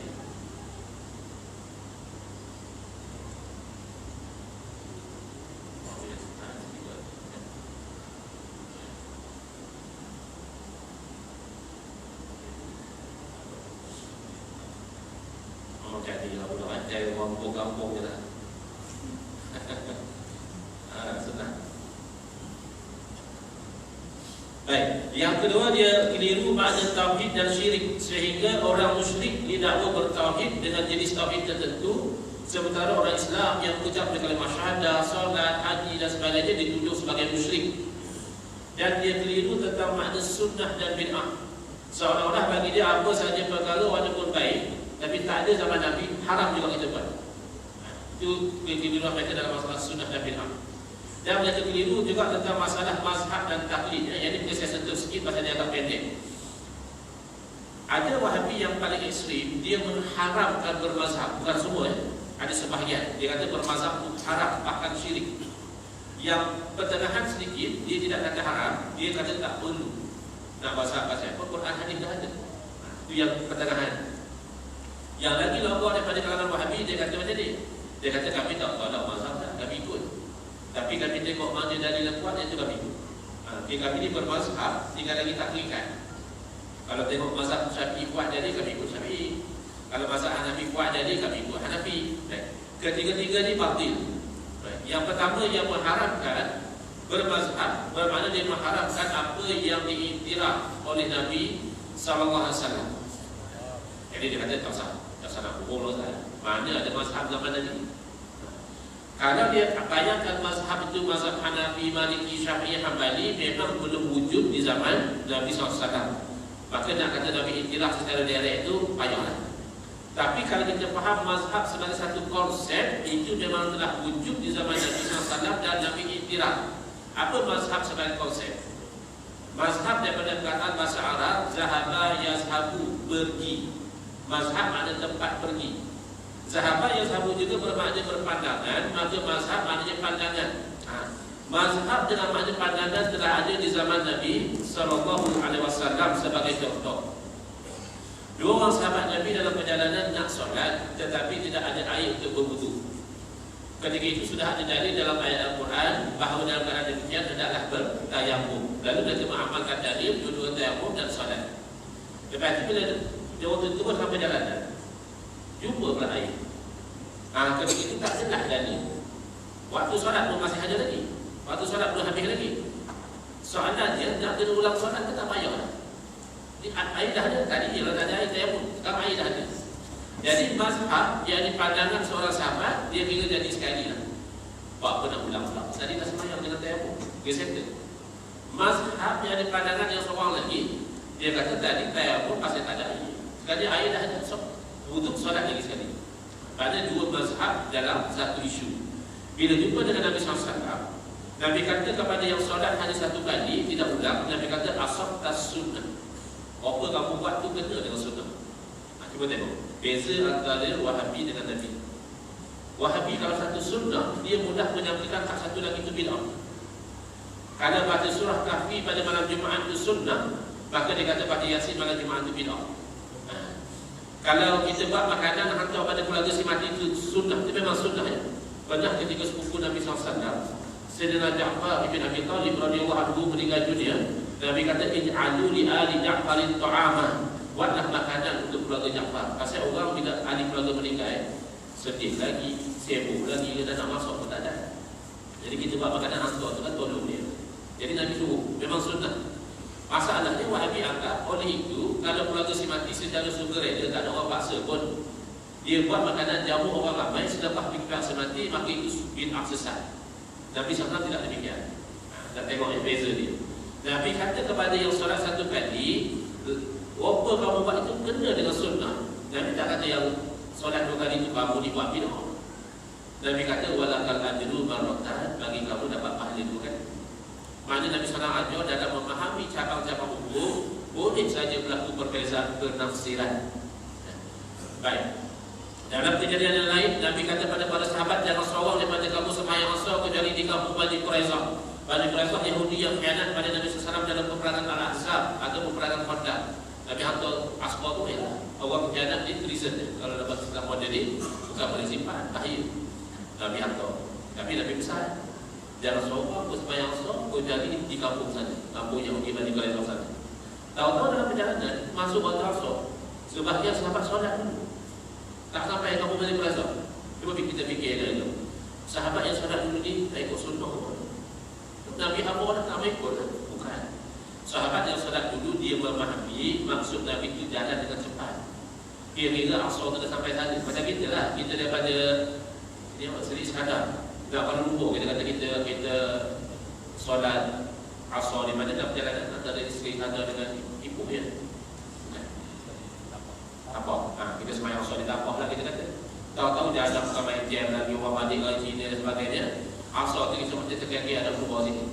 Nak asar di tapah juga. Asar di sini lah. Habis tadi kamu kata asar di tapah. Itu perancang kan. Itu kefahaman sebagian sahabat Nabi. Sebahagian dia orang sembahyang di kampung Bani Quraizah, asar dah habis kan. Jadi bila sampai berita kepada Nabi SAW, akor wahuman, baginda mengiktiraf kedua-duanya. Maknanya Nabi SAW mengiktiraf dalam memahami dalil. Itu kan dalil, bila Nabi cakap itu dalil. Boleh berlaku berdasar pada Nabi sendiri lah ingat. Baik. Yang kata tak perlu dah ikut mazhab, ikut pada sunnah senang. Dia tak faham pun. Ikut mazhab dia ikut pada sunnah. Dia kata kita berpecah pasal ikut mazhab, cuba kita ikut sunnah, tak berlaku lah perpecahan. Mazhab tu sendiri berlaku apabila kita ikut pada sunnah. Dan tuan-tuan kalau boleh dapat buat balik jadi satu, saya syukur sangat. Mungkin ada yang mengantuk, mungkin ada yang letih. Kalau tak aku ceramah ni saya pun tak tangkap sangat. Tak apa, tangkap yang satu pun tak apa. Iaitu bila-bila masa ulama rujuk pada al-sunnah, dia akan berlaku salah satu daripada 2 saja. Yang pertama boleh jadi ulama baca ayat Quran, semua faham dengan kefahaman yang sama, keluar fatwa yang sama, berlakulah ijma'. Ijma' yakni kesepakatan ulama. Bila dah ijma' ulama sepakat dah jelas dah, haram di dalam law. Jadi ikut. Kemungkinan yang kedua, ulama rujuk pada ayat Quran, ulama ni faham maknanya A, ulama seorang lagi faham B, ulama seorang lagi faham C. Maka keluar fatwa lain-lain. Fatwa lain-lain itu namanya khilaf. Khilaf ni lah terlahirnya mazhab. Saya bagi contoh mudah tadi. Satu ayat yang sama berlaku ijma' dan berlaku mazhab. Ayat tentang iddah, perempuan bila dia kena cerai dengan suami bukan boleh terus kahwin. Tapi berperintah dah tunggu dah, tak apa dah tunggu ambil iddah dulu. Lama mana iddah dia? Ulama tengok ayat Quran jelas. Wal mutallaqatu yatarabbasna bi anfusihinna salasata quru. Orang perempuan yang kena cerai dengan suami hendaklah beriddah 3 quru. Maka ijma' ulama iddah itu 3 kali. Tak ada ulama kata 2 kali, tak ada ulama kata 4 kali. Ya. Kalau apa itu kita lain lah. Wanita yang merdeka, iddah dia semua ulama kata 3 kali. Pasal salah satu je lah. Jadi guru apa makna? Oh, rupanya guru ada 2 makna. Satu makna guru haid, dan satu lagi makna guru adalah suci dari haid. Maka ulama tertanya-tanya, antara 2 makna ni mana satu yang Allah Ta'ala kendaki? Terpaksa dah ulama rujuk ayat Quran lain. Kerana ayat Quran sama ayat Quran cari tafsir menafsirkan. Terpaksa dah ulama rujuk kepada hadis Nabi. Dan salah satu kursi hadis menerangkan makna Al-Quran. Dan ulama juga terpaksa rujuk kepada kaedah bahasa Arab.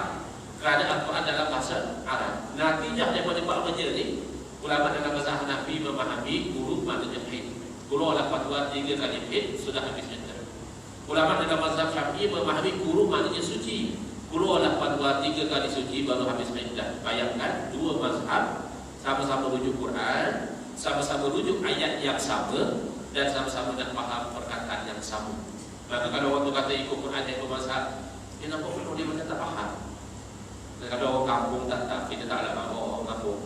Tapi kalau kampung dah sahihul fadilah cakap begitu. Tapi kalau sahihul samahah sedih juga. Cakap Nabi semayang ikut mazhab mana ada cerita. cerita Nabi Muhammad semayang ikut mazhab. Nabi SAW semayang ikut wahyu. Ada yang kamu ikut mazhab, pasal kita tak nampak Nabi semayang. Itu cerita dia. Lepas kita datang Nabi semayang, tanya ke guru kita, dia pun tak nampak Nabi semayang. Dia tanya guru dia, sampai pada sahabat Nabi. Sahabat Nabi yang nampak Nabi semayang. Habis pasal apa jadi lain-lain? Pasal sahabat pun kadang-kadang menyampaikan lain-lain. Dan boleh jadi pun memang Nabi buat lain-lain, tak mustahil. Ada sahabat riwayat Nabi SAW sujud, turun lutut dulu. Ada sahabat riwayat Nabi SAW sujud, turun tangan dulu. Berarti kalau kita buat tangan dulu atau lutut dulu, boleh jadi kita tu kedua-duanya beramal dengan sunnah Nabi. Yang bid'ahnya kalau kita sujud dengan kepala dulu. Oh, itu na'udzubillah.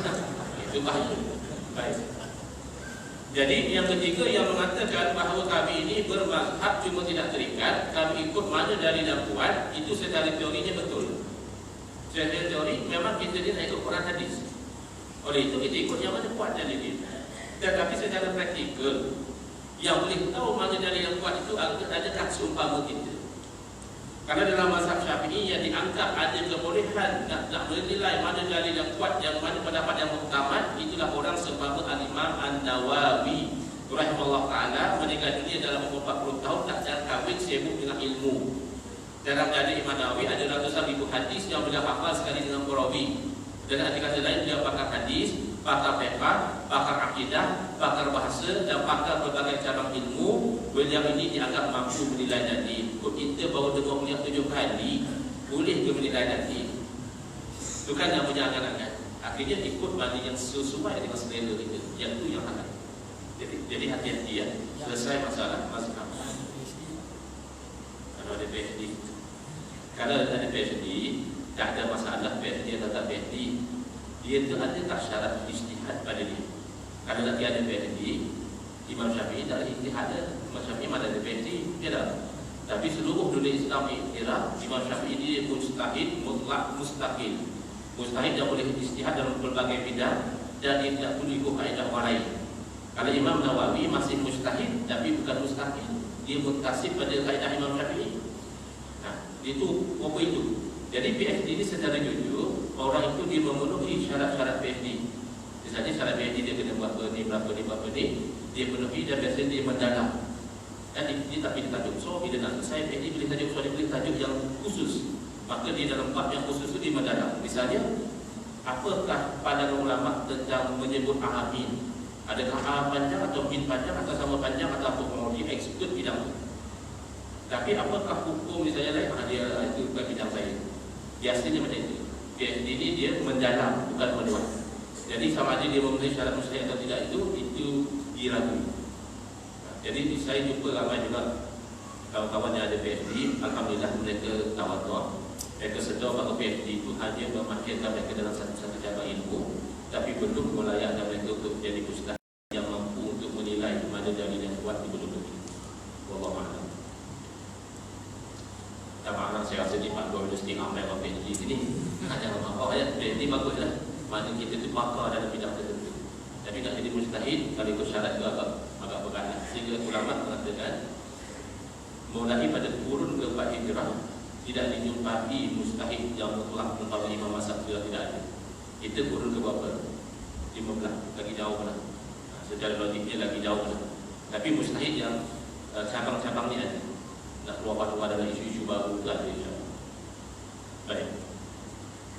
Kemudian dia keliru tentang jihad sehingga membunuh orang Islam dianggap jihad, dan dia tidak konsisten dalam bab ijma'. Kalau ijma' itu sesuai dengan kecenderungan dia kata hadza ma'adil ummah. Ini ijma' ulama, kita kena ikut. Tapi kalau tak sesuai dia lakukan. Itu masalah dia. Jadi kita ni tak boleh tipu apa yang sebenarnya. Saya ini baru tajuk, belum isi lagi. Bagi saya time supaya saya senang nak adjust. Agak mana saya boleh cover, lagi mana saya nak terang. Agak-agak kan. Besok kerja lah. Cuci lagi. Dia pukul berapa agak-agak? 9.30, 9.45. Ini dah pukul 9.16. Banyak gangguan dah. Ajak sikit dalam pukul 9.45.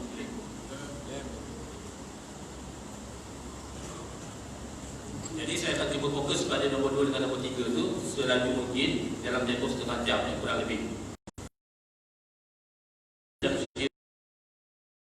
Sunnah dan bid'ah. Sekali ini yang selalu jadi keliru dalam masyarakat kita sekarang ni. Baik. Bila melibatkan masalah tauhid dan syirik ini, biasanya melibatkan pertembungan antara dua sistem pengajian tauhid, iaitu tauhid sifat 20 dan tauhid 3. Tauhid sifat 20 inilah sistem pengajian akidah yang diajar oleh golongan Asy'ariyah. Sementara tauhid 3 adalah yang dipegang oleh golongan Wahhabi. Baik. Bahkan golongan Wahhabi mengatakan belajar tauhid sifat 20 ni tak betul. Nombor satu pasal ia bid'ah. Tak ada zaman Nabi ngajar sifat 20 tak ada. Jadi bid'ah nombor satu.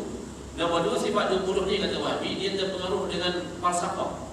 Oh, dia banyak pakai akal, semua pusing sana pusing sini, ini falsafah.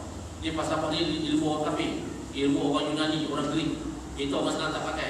Kita pakai Quran hadis. Kita ambil yang sepakat dulu senang. Yang sepakat antara dua sistem pengajian ni, dua-duanya bid'ah. Senang cerita, tauhid sifat 20 pun tak ada sistem tu zaman Nabi. Tauhid 3 pun tak ada sistem tu zaman Nabi. Dua-dua bid'ah. Tapi bid'ah pada kaedah tidak menjejaskan. Kalau nak kira bid'ah dari segi kaedah kita belajar tajwid tak ada zaman Nabi. Kita ingat sahabat belajar ke ini izhar, ini ikhfa, ini ma'arif, ini sukun. Tak ada je sahabat belajar begitu. Tapi sahabat ada tajwid tak? Agak-agak sahabat baca Quran, elok tak baca hadis, panjang pendek betul tak? Makhraj betul tak? Tajwid tak? Visi ada. Ilmu hadis juga bid'ah. Tidak ada di zaman sahabat riwayat daripada Nabi dia katakan ini mutawatir, ini ahad, ini masyhur, ini sahih, ini dhaif, ini hasan, ini munqati', ini mu'dal, ini mursal. Itu semua istilah yang bid'ah yang tak ada di zaman awal-awal Islam tak ada. Tapi adakah ilmu hadis itu satu? Tidak. Kerana ilmu hadis itu isinya nak memastikan riwayat itu adakah betul daripada Nabi atau bukan. Dan itu dah ada di zaman sahabat. Sahabat kadang-kadang bila orang ada saksi lain, ada dengar, tak boleh bohong. Nanti kan nak memastikan. Siti Aisyah radhiyallahu anha pernah tolak di masa seorang perempuan, dia kata tak akan pernah tinggal yang Quran. Semata-mata riwayat perempuan tak ada lupa, tak ada ingat. Mana sikap berkritik perawi itu sudah ada di zaman sahabat. Baik. Sekarang ni yang lebih penting, isi pengajian tauhid 40 ni selari tak dengan ajaran Nabi. Isi pengajian tauhid 3 ni selari tak dengan ajaran Nabi. Kalau selari, kita ni tak ada masalah. Kerja sunat ukur semayang 13 perkara, ingat Nabi ngajar itu, kata sahabat. Pertama niat, kedua berdiri betul, tak ada. Tapi isinya ada. Baik. Tentang sifat 20 dahulu, saya kongsikan juga apa yang berlaku ketika saya berkuliah di Kuala Terengganu. Dapat 3 retah soalan. Di mana ada soalan ni? Kalau ada, boleh tuliskan. Kalau ada masa kita jawab. Kalau tak ada masa, tak akan datang. Yang enaknya tulis. Pasal kalau tulis ni dia teratur. Saya dapat 3 retah. Satu dalam bahasa Melayu tulisan Urbi, satu dalam bahasa Melayu tulisan Jawi, satu dalam bahasa Arab di Terengganu. Saya kata agak banyak sambung sebut ni. Dia nak tengok sambung berceramah sampai ke mana-mana, agak dia ni pandai bahasa Jawi. Dia tulis Jawi. Dia ni maju agama faham, jadi dia bahasa Arab. Dia tulis buat Arab, saya agak je lah. Tapi rupanya betul. Balik ke rumah, datang masuk WhatsApp, Ustaz besok ceramah di mana? Saya kata besok di Uniza, jemput dia lagi. Saya tanya dia balik, ni siapa saya boleh simpan lagi nombor ni? Dia kata saya, Ustaz dia tanya 3 soalan tu. Salah satu pada soalan yang dia tanya, Ustaz, tidakkah salafus soleh, yakni sahabat, tabi'in, tabi'in secara umumnya menolak sifat 20? Itu soalan. Tidakkah sahabat Nabi, tabi'in, tabi'in dia boleh tolak sifat 20? Jadi saya jawab, mustahil. Mustahil salafus soleh menolak sifat 20. Kalau awak kata, kalau kamu mengatakan salafus soleh tak mengaji sistem sifat 20, ada betul. Memang tak ada zaman sahabat mengaji sistem itu. Tapi kalau kamu kata menolak sifat 20 mustahil, kerana menolak sifat 20 menjadikan orang itu kafir, terkeluar dari Islam. Bilanglah satu persatu. Wujud nantinya ada. Kalau kata orang kata mana ada Allah, kata dia, tak pernah nampak apa Allah Ta'ala, tak pernah dengar apa Allah sembah, tak nak pegang Allah pun, macam ni mana ada, tak wujud macam ni. Apa jadi orang Islam lagi kan? Kafir lah. Dah kata Tuhan tak ada. Yang kedua, qidam kita terjemahkan sedia. Artinya apa? Menafikan permulaan bagi wujud Allah. Allah wujud tak ada permulaan, tidak didahului oleh tiada. Makhluk mesti ada wujud. Dan apa makhluk? umur dia 1000 tahun, 1000 tahun, sejuta tahun pun mesti ada mula. Dulu dia tak ada. Kalau kata orang dia kata macam ni, dia ada asal dia Tuhan, tak ada kata dia. Cuma kita manusia dia bergetar. Kalau kita bergetar cara baik, lahir Tuhan. Kalau kita bergetar cara buruk, lahirlah syaitan. Islam lagi orang macam tu. Ataupun dia menafikan sifat bapa. Dia kata Tuhan bersatu masa kami rasa. Ataupun dia kata Tuhan sama macam makhluk. Tuhan dia banyak kata dia. Atau dia kata Tuhan pekak, bisu, buta dan sebagainya. Setiap satu daripada sifat 20 tu kalau dinafikan, tapi orang. Maka secara kesimpulan, walaupun sistem pada sifat 20 tak ada zaman Nabi SAW, isi pada sifat 20 itulah yang diimani oleh Rasulullah SAW, oleh para sahabat dan orang-orang Islam ahli sunnah wal jamaah. Baik. Jadi sekali kita nak lihat kepada sistem pengajian Tauhid 3. Saya termasalah dulu lagi. Al-Imam Ibn Taymiyah bukan Wahabi. Itu ada orang tanya. Ya. Al-Imam Ibn Taymiyah adalah idola yang menjadi ikutan golongan Wahabi. Beliau hidup lama sebelum pengasas gerakan Wahabi dilahirkan. Jadi beliau tak akan jadi Wahabi. Kerana Wahabi ini pengikut kepada Syekh Muhammad bin Abdul Wahab. Terbalik, Syekh Abdul Wahab yang kagum kepada Imam Ibn Taymiyah. Jadi banyak pengarang Ibn Taymiyah ini yang dipromosikan, antaranya Tauhid 3, Rububiyah, Uluhiyah, Tauhidul Asma' wa Sifat. Dan bahkan di negara kita pun diajar di sekolah-sekolah Tauhid ini. Dulu tidak, dulu Tauhid soal dulu. Saya kadang tahu siapa Tuhan pun. Dia orang buka selibas masuk Tauhid 3. Baik. Jadi nak faham, Tauhid 3 ni isinya okey tak? Ada yang okey, ada yang ada masalah. Dia jawapan ringkasnya. Jangan kita bertambah-tambah kata ini Tauhid Wahabi ni kita tolak semua, jangan. Pasal ada yang betul di sini. Kita ambil Tauhid Rububiyah misalnya. Tauhid Rububiyah yang asasnya adalah kita mengaku, kita yakin bahawa yang menciptakan, yang memiliki, yang mengatur langit dan bumi, yang menghidupkan, mematikan, memberi rezeki, mendatangkan penyakit, menyembuhkan, semuanya Allah semua. Ya? Ini namanya Tauhid Rububiyah. Sifat 20 disebut wahdaniyatul af'al. Mengesakan Allah pada perbuatan. Yang ini betul. Yang ini kita tak boleh tolak. Tolak ni kosong. Kita kata daripada Allah ada juga yang menciptakan. Daripada Allah ada yang boleh mendatangkan manfaat mudarat. Ya, secara hakikat kalau macam itu, pada kufur. Tetapi menurut Ibn Taymiyah, Tauhid Rububiyah ni semua orang ada. Tak orang macam Abu Jahal, Abu Lahab ada Tauhid Rububiyah. Yang ini yang salah. Dan yang ini merupakan salah faham terhadap ayat Quran. Di bawah dalil lah. Dia kata mana dalil orang musyrik Abu Jahal, Abu Lahab ada Tauhid? Antaranya firman Allah Ta'ala, wala in sa'altahum man khalaqas samawati wal arda wa sakhkhara asy-syamsa wal qamara la yaqulunna Allah. Kalaulah kamu tanya siapa yang ciptakan langit dan bumi ini, siapa yang usir matahari dan bulan ini, tanya pada orang musyrik. Cuba kamu tanya. La yaqulunna Allah. Dan sekali orang musyrik jawab Allah. Itu dalil orang musyrik bertauhid. Pasal kalau kita tanya dia siapa cipta langit bumi, dia menjawab Allah juga. Dia tak jawab berhala dia. Di sisi kita ada sunnah wal jamaah, itu bukan tafsirannya. Tafsiran ayat itu adalah orang musyrik di dalam kesyirikan mereka tidak ada hujah sebenarnya. Kalau kita berdepan, kita kata dia, yang kamu semua berhala ni, atau berhala kamu ke kita lagi bumi ni? Dia pun tak akan jawab, dia tahu berhala dia okey kan, dia yang bentuk kan. Takkan berhala kita lagi bumi. Tapi dia bertauhid dengan Allah, tidak. Dia tetap menganggap berhala itu boleh mendatangkan manfaat dan mudarat. Dalil ayat Al-Quran surah Hud. Allah cerita dan kata-kata orang musyrik kepada Nabi Hud alaihi salam, inna qulu illa taraka ba'du alihatina bisu. Kami bukan nak kata apa lah wahai Hud, cuma nak bagi tahu kamu ni dah kena penyakit gila oleh sebahagian daripada berhala kami. Mana dia menyangkakan berhala itu nak marah pada Nabi Hud, maka sebahagian daripada berhala yang marah ni bagikan penyakit gila pada Nabi Hud. Maknanya ikut orang musyrik sebenarnya berhala itu boleh mendatangkan manfaat dan mudarat. Sebab itulah Allah sambung ayat itu, fa'anna yufakun. Maka selepas kamu dah mengaku Allah cipta langit dan bumi, ke manakah kamu mereka itu dipalingkan, iaitu kepada kesyirikan. Orang musyrik tidak ada tauhid rububiyah ataupun uluhiyah, walaupun dia mengaku Allah menciptakan langit dan bumi. Baik, tauhid uluhiyah pula secara ringkas adalah beribadah yang menyembah hanya kepada Allah saja. Tak boleh kita itu beribadah menyembah kepada yang lain. Maka yang ini adalah kenyataan yang betul. Jangan kata sembah batu, kayu, berhala dan sebagainya. Sembah makhluk yang mulia pun hukumnya haram dan syirik. Kalau ada orang sembah malaikat misalnya, boleh tak?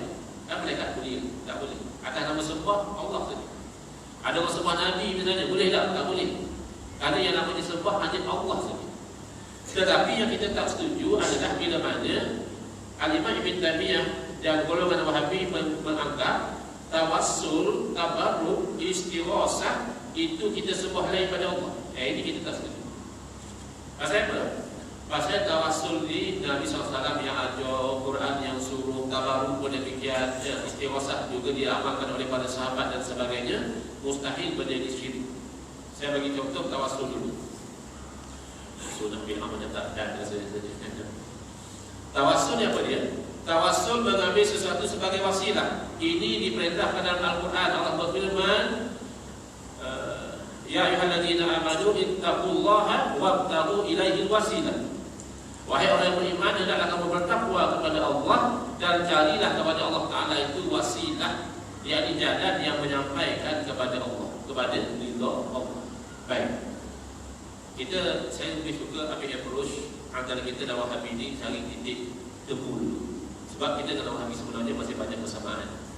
Kalau banding dengan Syiah lagi jauh. Wahabi ini masih banyak persamaan dengan Ahlussunnah wal Jamaah. Cuma nak berbaik sikit-sikit yang lari itu. Ya. Dalam bab tawassul pun masih ada titik temu sebenarnya. Antara Ahlussunnah wal Jamaah dan Wahabi ada tawassul yang kita sepakat. Yang pertama, at-tawassulu bil asma'illahil husna, bertawassul dengan nama-nama Allah. Iaitu kita kata bagus, Wahabi pun kata bagus. Contoh, kita nak minta rezeki, kita tawassul dengan nama Allah, ya Razzaq. Nak minta lapang hidup, ya Fattah. Nak minta ilmu, ya Alim. Nak minta kerja, ya Hakim. Nak berdepan dengan musuh, ya Jabbar, ya Qahhar, ya Muntaqim. Itu namanya tawassul dengan nama Allah. Yang tu Wahabi tak komplain, kita pun tak komplain. Maknanya sepakat kat situ. Yang kedua adalah at-tawassulu bil a'malis shalihah, bertawassul dengan amal-amal soleh. Maknanya apa? Pertama, nak mendapat ridha Allah, kita beramal soleh. Kita dapat ridha Allah, kita bangun tahajud, kita bersedekah, buat baik pada mak ayah. Itu bersepakat. Wahabi kata bagus, kita pun kata bagus. Yang kedua, at-tawassulu bil a'malis shalihah ini, kita nak dapat perkenan doa daripada Allah, kita beramal soleh. Sebelum kita berdoa, kita pergi bersedekah, kita tolong anak yatim dan sebagainya. Moga-moga Allah perkenankan doa kita. Yang itu pun tidak jadi khilaf antara kita dengan Wahabi. Ataupun tawassul dengan amal soleh ni apa dia? Kita pernah buat amal soleh dulu. Amal soleh ni jangan kata buat baik saja. Menahan diri pada benda jahat pun amal soleh. Katalah dulu masa kita pegawai, ada orang nak bagi rasuah. Kita bawa dia kalau Wahabi ni SPRM tak tahu. Ya. Tapi SPRM jangan, dia boleh dapat tangkapan macam-macam. Tapi kita agak ni, SPRM tak tahu ni, tapi kita tak ambil. Bukan pasal SPRM kita tak ambil. Pasal kita teringat hadis Nabi SAW, ar-rashi wal murtashi kilahuma finnar. Orang yang bagi rasuah, orang yang tak rasuah duduk dalam neraka. Yang kita pandai ambil lah. Jadi tiba-tiba kita ada hajat. Jadi kita 3 tahun lepas kita dapat ada hajat, misalnya dia tiba penyakit. Lalu kita katakan, ya Allah, dahulu aku pernah menolak untuk ambil rasuah, semata-mata kerana aku takut dengan amaran daripada Rasul. Sekiranya itu adalah amal soleh di sisimu, ya Allah, kau sembuhkanlah penyakit yang menimpa aku ini.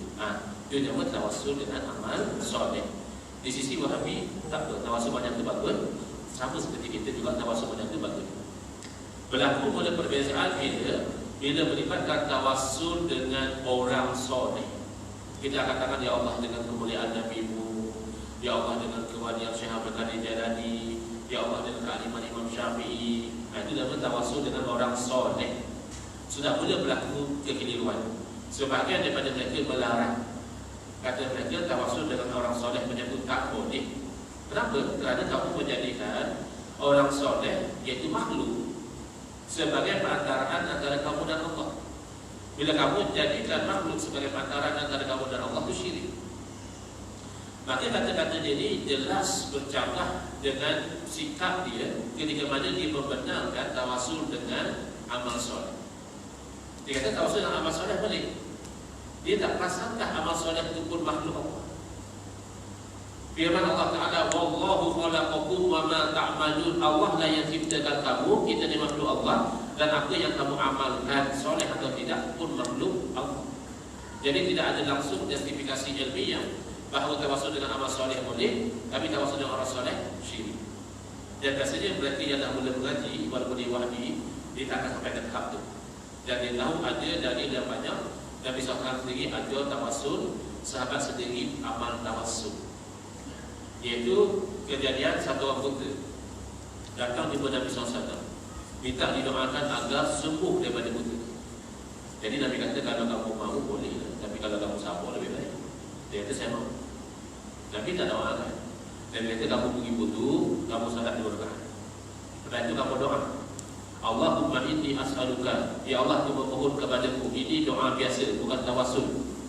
Wa tawajjahu ilaika bi nabiyyika Muhammadin nabiyyir rahmah, dan aku bertawajjuh menghadap kepadamu dengan nabimu Muhammad nabi rahmat. Ini namanya tawassul.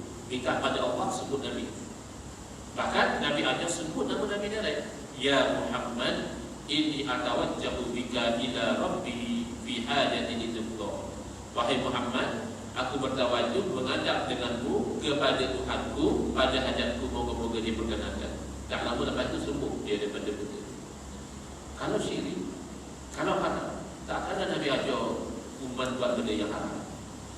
Jadi oleh kerana dalil itu banyak yang jelas, biasanya mereka akan mundur ke belakang sikit. Mereka kata boleh tawassul dengan orang soleh, dengan syarat orang soleh itu masih hidup. Kalau orang soleh yang kita tawassul dah meninggal, itu tak boleh, dah syirik. Kita rasa pelik pula. Kalau tawassul dengan orang yang meninggal syirik, tawassul dengan orang hidup pun syirik. Sebab syirik itu maknanya menyebutkan Allah. Menyebutkan Allah dengan orang mati saja kan syirik. Menyebutkan Allah dengan orang hidup pun syirik juga. Satu. Yang kedua, tidak ada dalil. Ketika Nabi SAW ajar dengan tawassul kepada orang buta itu, langsung Nabi tak kata ini doa boleh baca kalau saya masih hidup. So saya dah meninggal, jangan baca doa tawassul macam ni. Bila Nabi tak kata macam itu, maknanya Nabi diam pada tempat sepatut Nabi terang. Dan sifat seorang Nabi tabligh. Ada hukum haram, Nabi tak cerita. Mana boleh? Nabi kena hamba lah. Itu nama as-sukutu fi mahallil bayan. Diam pada tempat Nabi kena terang. Baik, dia kata ada dalil Ustaz. Maka dia dalil. Kata dia, ketika Sayyidina Umar radhiyallahu anhu istisqa, minta hujan. Tentu Sayyidina Umar jadi khalifah. Buat salat istisqa, minta hujan, Sayyidina Umar doa tawassul. Dan Sayyidina Umar bertawassul dengan mengatakan, ya Allah, dahulu kami tawassul dengan Rasul. Engkau telah beri hujan kepada kami. Sekarang kami tawassul dengan pak saudara kepada Rasul, iaitu Al-Abbas. Berilah hujan kepada kami. Itu dalil tak ada tawassul orang mati. Kalau boleh tawassul dengan orang telah meninggal dunia, pasal apa Sayyidina Umar tak tawassul direct dengan Nabi? Pasal Nabi dah meninggal. Itu pasal Sayyidina Umar tawassul dengan Al-Abbas. Jadi kita jawab, itu bukan dalil. Tidak ada pun dalam kejadian itu Sayyidina Umar kata oleh kerana Nabi dah wafat, kami dah tak ada tawassul dengan orang mati, maka kami tawassul dengan Al-Abbas. Tak ada pun. Itu hanya sangkaan kamu. Dan sangkaan kamu bercanggah dengan kefahaman sahabat Nabi.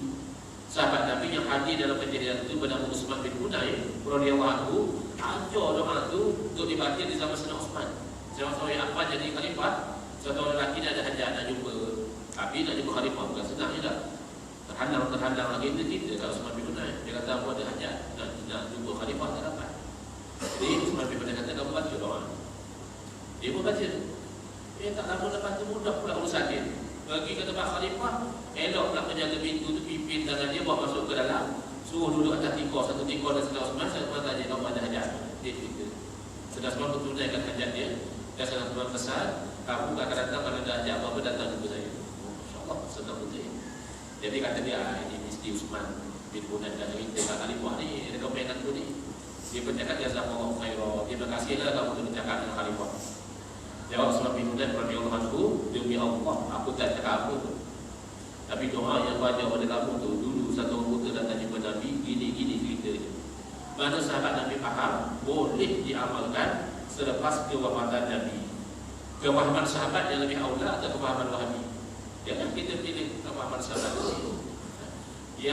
Yang terakhir dalam bab tawassul, membezakan antara tawassul hidup dan mati tidak ada asas. Kerana tawassul itu adalah kerana kemuliaan orang yang kita bertawassul dengannya. Kemuliaan Nabi. Kita tak tawassul dengan orang jahat. Kita tak tawassul dengan Abu Jahal, Abu Lahab, ini semua orang-orang kafir. Kita tawassul dengan insan-insan yang mulia. Baik, insan-insan yang mulia ini, adakah mereka hanya mulia ketika hidup?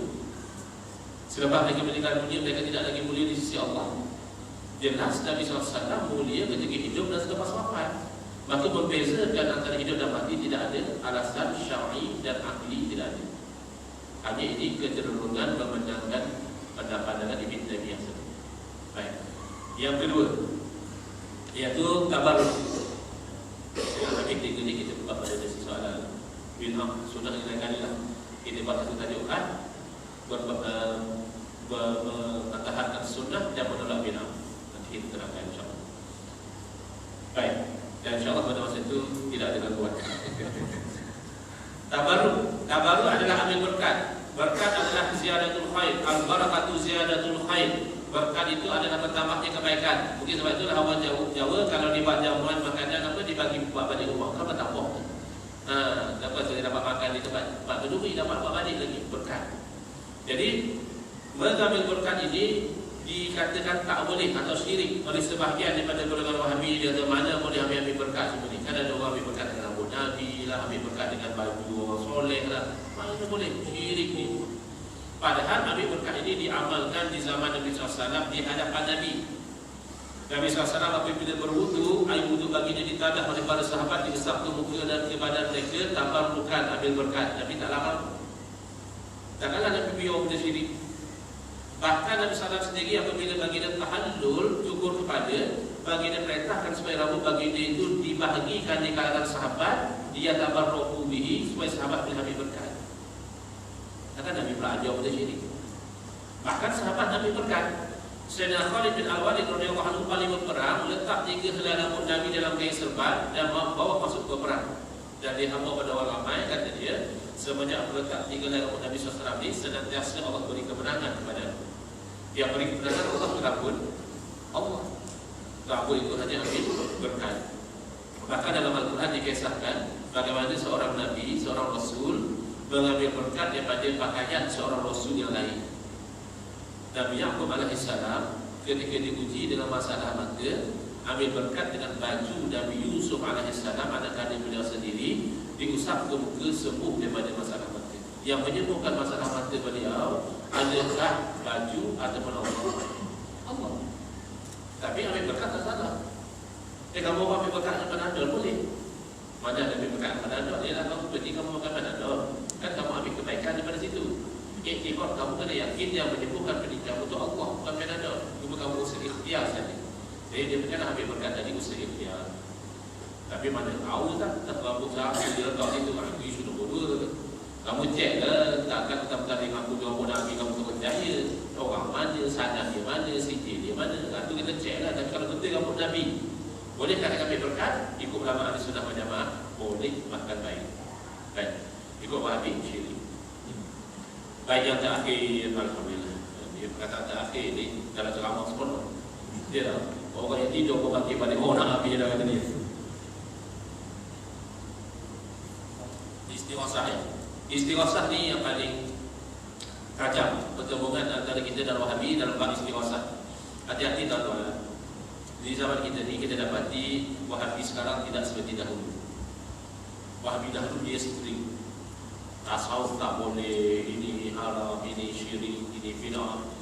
Wahabi sekarang sudah ramai yang pandai meletak ilmiah. Walaupun takyah ini asalnya amalan Syiah, tapi diamalkan oleh banyak firqah-firqah yang menyeleweng, termasuk Wahabi. Maknanya dia akan berpura-pura dia bukan Wahabi. Dia mungkin tak okey, datang pasti asyik malam jemaah. Tak apa, baca Quran bersama-sama. Padahal dia tak mau. Tapi masa dia nak berpura-pura, dia nampak macam tak komplain. Tapi baca mana dia dan ada yang baca kitab tasawuf. Wahabi sekarang sudah pandai baca kitab tasawuf, tapi dia bukan cara dia. Kadang-kadang dia tak bawa dulu isu-isu yang macam ni, dia tak bawa. Dia ambil hati dulu. Tuan jemput dia cerita pada sahabat, syukur, redha. Itu semua orang boleh terima. So tuan-tuan dah seronok dengan dia, baru dia masuk sisi. Tapi kalau nak cepat, dia bertanya pasal istighosah.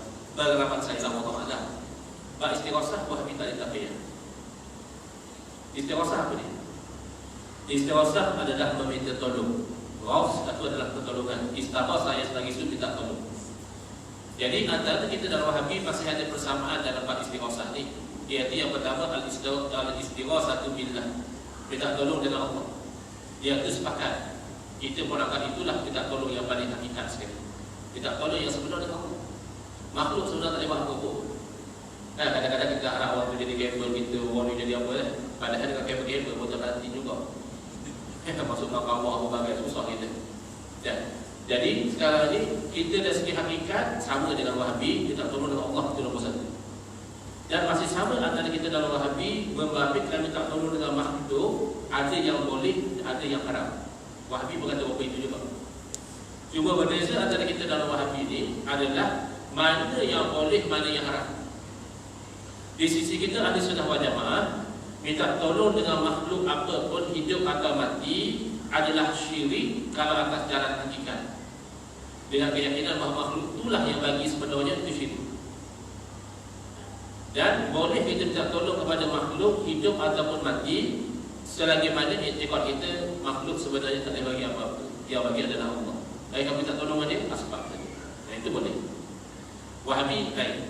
Wahabi boleh minta tolong dengan makhluk yang masih hidup. Kalau dia masih hidup di alam dunia ni, boleh minta tolong dia tak apa. Tapi haram dan syirik kalau kamu minta tolong dengan makhluk yang telah berpindah ke alam ruh, dah mati, iaitu syirik. Jadi beza pada kayu ukur sebenarnya. Jadi kita dapati kayu ukur Wahabi tidak tepat. Kerana pertama, syirik ni mensekutukan Allah. Jadi tak ada beza hidup mati. Kalau mensekutukan Allah itu syirik. Contoh mudah saja. Pernah dengar ayat ni?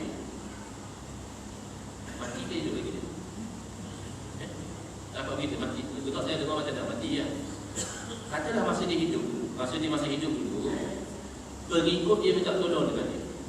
Pengikut dia berapa hari? Pengikut ayat Pin, masa ayat Pin masih hidup, minta tolong ayat Pin. Syirik kita. Syirik.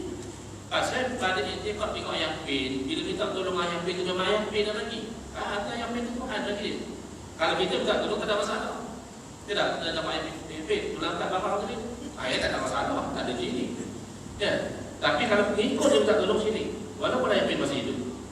Tapi minta tolong dengan orang yang telah meninggal dunia bahkan dilakukan oleh sahabat Nabi. Dalam kitab Fathul Bari, syarah kepada Sahih Bukhari, Amirul Mukminin fil Hadis, Al-Imam Ibn Hajar Al-Asqalani rahimahullah taala meriwayatkan dengan sanad yang sahih, seorang sahabat pergi ke makam Nabi SAW ketika berlaku kemarau yang teruk di zaman Sayyidina Umar radhiyallahu anhu, lalu meminta tolong kepada Nabi SAW dengan kata beliau, "Ya Rasulullah, istasqi li ummati." Wahai Rasulullah, tolonglah itu hujan buat umatku. Lepas dia kata begitu, dia terlelap di sisi makam, didatangi oleh Nabi SAW di dalam mimpi. Jadi satu lagi pakai Wahabi, dia ada dengan mimpi. Apa dia kata? Asal apa mimpi. Kalau macam tu kita banyak tidur je lah, dan kita banyak mimpi. Bukan itu bang. Bukan mimpi ni sumber hukum. Kalau kita belajar usul fiqh, tak ada mimpi sebagai sumber hukum. Mimpi ni dalam hadis sebut mubasyirat, berkabaran gembira. Bila sahabat tanya mubasyirat, apa dia? Ya Rasulullah, Nabi kata aku ya as-salihah, mimpi yang itu. Jadi mimpi elok ni hanya bagi perkabaran gembira saja, bukan nak tetapkan hukum baru. Ada pula orang keluar fatwa, saya mulai hadis fatwa Allah tak haram pada malam saya mimpi Nabi hamba itu. Mana boleh? Tak ada orang cakap macam tu. Tapi kalau kamu nak kahwin, tapi ada dua pilihan, dulu pun teringin, yang tu lebih situ lebih mana satu nak kahwin dulu dia tak bagi pula. Dan akhirnya buat istikharah. Tak tahu mimpi duduk atas belakang dengan salah seorang. Lalu kamu pilih yang seorang kamu mimpi itu, tak salah. Itu ambil panduan hukum nikah kita je dah dalam Quran hadis. Baik. Jadi bila mimpi Nabi SAW sampaikan salam kepada Sayyidina Umar radhiyallahu anhu dan pesanan dia bangkit dia cerita kepada Sayyidina Umar. Kalau dah syirik perbuatan dia, mustahil Sayyidina Umar tak tegur langsung. Nah, kamu buat apa minta orang Nabi syirik Nabi dah wafat? Tak ada pun. Jadi kalau kita sedang hakikatnya makhluk hidup atau mati sebenarnya tak ada bagi apa-apa. Dari firman Allah Taala, "Qul la amliku li nafsi naf'a wa la dharra." Masa Nabi SAW masih hidup, Allah perintahkan Nabi beritahu pada orang lain, katakanlah aku tak milik untuk diri aku sendiri sebarang manfaat atau mudarat. Masa Nabi hidup, illa masya Allah, kecuali apa yang Allah kehendaki. Dan memang Allah kehendaki Nabi SAW menjadi sebab kebaikan yang banyak. Wa ma arsalnaka illa rahmatan lil alamin. Tidaklah kami utuskan kamu melainkan menjadi rahmat kepada segala alam. Jadi Nabi SAW itu sebab kebaikan. Baik, saya meraihkan waktu masa dah pukul 9.46 sebenarnya. Jadi saya akan berceritakan dulu tajuk sunnah bin ahli tak sempat. Bahkan ahli asma wa sifat bercerita lagi. Ya, kita Wahabi kata Allah doa taharah, Allah ada tangan, Allah ada betik, ya. Allah kepada bohong juga, ini berhak ke? Itu dah kita jadi panjang. Jadi saya akan buka ruang kepada soalan. Saya tak banyak ada soal jawab. Kalau tuan-tuan soal saya tahu, saya jawab. Kalau saya tak tahu, Allah A'lam. Silakan.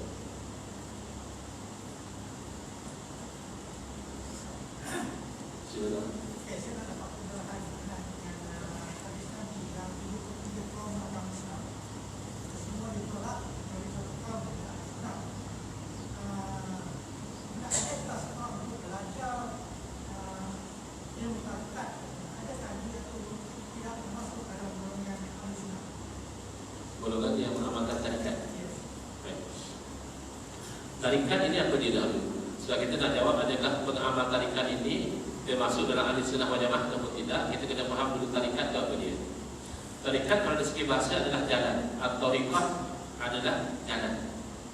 Tapi dari segi istilah itu adalah jalan wirid, zikir, istighfar, munajat yang diamalkan secara konsisten dengan tujuan untuk tazkiyatun nafsi, untuk membersihkan diri daripada sifat-sifat mazmumah dan dihiasi dengan sifat-sifat mahmudah. Jadi tarikat ini biasanya disusun oleh guru-guru syekh tarikat, sebagaimana kita kata fiqh ini disusun oleh imam-imam mazhab. Tapi ambilannya tentulah daripada Quran dan hadis. Ya. Zikir-zikir istighfar itu diambil, cuma susunan itu mengikut ulama yang menyusun tarikat itu. Jadi dia lebih kepada tahqiqul ihsan. Kan dalam hadis Nabi SAW, Nabi ditanya oleh Sayyidina Jibril AS tentang iman, tentang Islam dan tentang ihsan. Lalu Nabi SAW menjawab, al-ihsan an ta'budallaha ka'annaka tarah, fa in lam takun tarahu fa innahu yarak. Ihsan itu bahawa kamu menyembah Allah seumpama kamu melihat Allah. Dan sekiranya kamu tidak melihat Allah, sesungguhnya Allah melihat kamu. Jadi ini hanya dia punya benchmark dia. Itu katakan ihsan. Tapi praktikal amalinya nak datang kepada ihsan tu bukan semudah itu. Kena ada mujahadah. Jadi daripada ayat-ayat Quran, ala bizikrillah tatma'innul qulub, daripada hadis-hadis Nabi, ayatuna lisanuka ratban bizikrillah, jadilah lidah kamu basah dengan zikrullah.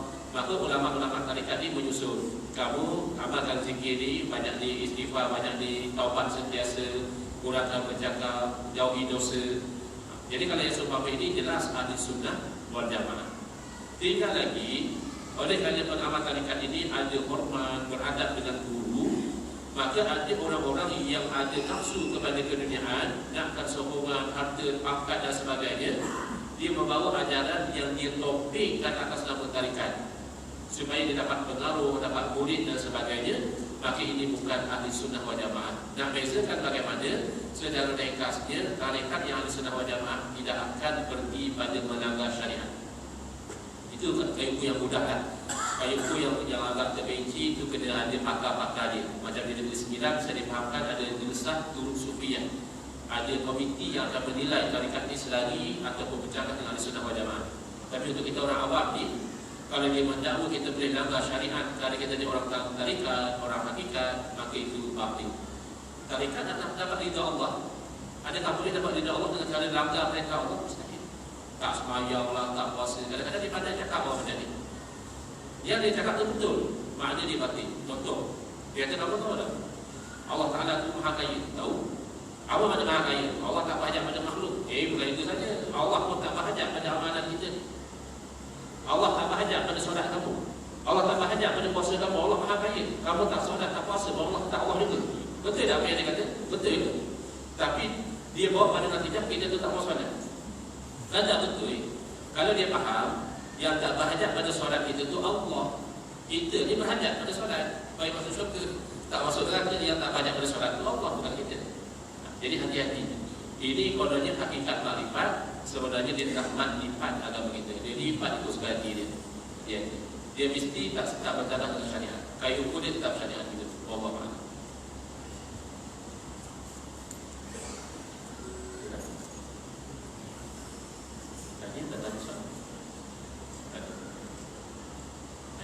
Jadi kalau tak ada soalan, insyaAllah ya, kalau ada kelapangan, ada rezeki kita, tolong ingatkan saya. Kalaulah saya dijemput lagi ke masjid ini, tajuk kita next adalah berkaitan sunnah dan bid'ah. Karena tajuk itu juga menjadi satu tarikan kepada golongan Wahabi. Dia menggambarkan dialah pejuang sunnah, dialah orang yang kuat dalam bid'ah. Padahal kalau kita terangkan nanti, kita akan dapati mereka membuat bid'ah yang sangat buruk dalam agama, mengharamkan banyak perkara yang Quran dan hadis tidak haramkan. Jadi insyaAllah saya ucapkan terima kasih atas perhatian. Saya mohon maaf atas salah dan kesilapan. Wabillahi taufiq wal hidayah. Wassalamualaikum warahmatullahi wabarakatuh. Bismillahirrahmanirrahim. Alhamdulillahirabbil alamin. Wassalatu wassalamu ala sayyidina Muhammadin wa ala alihi wa sahbihi ajma'in. Allahumma shrah sudurana wa ahsin akhlaqana wa azim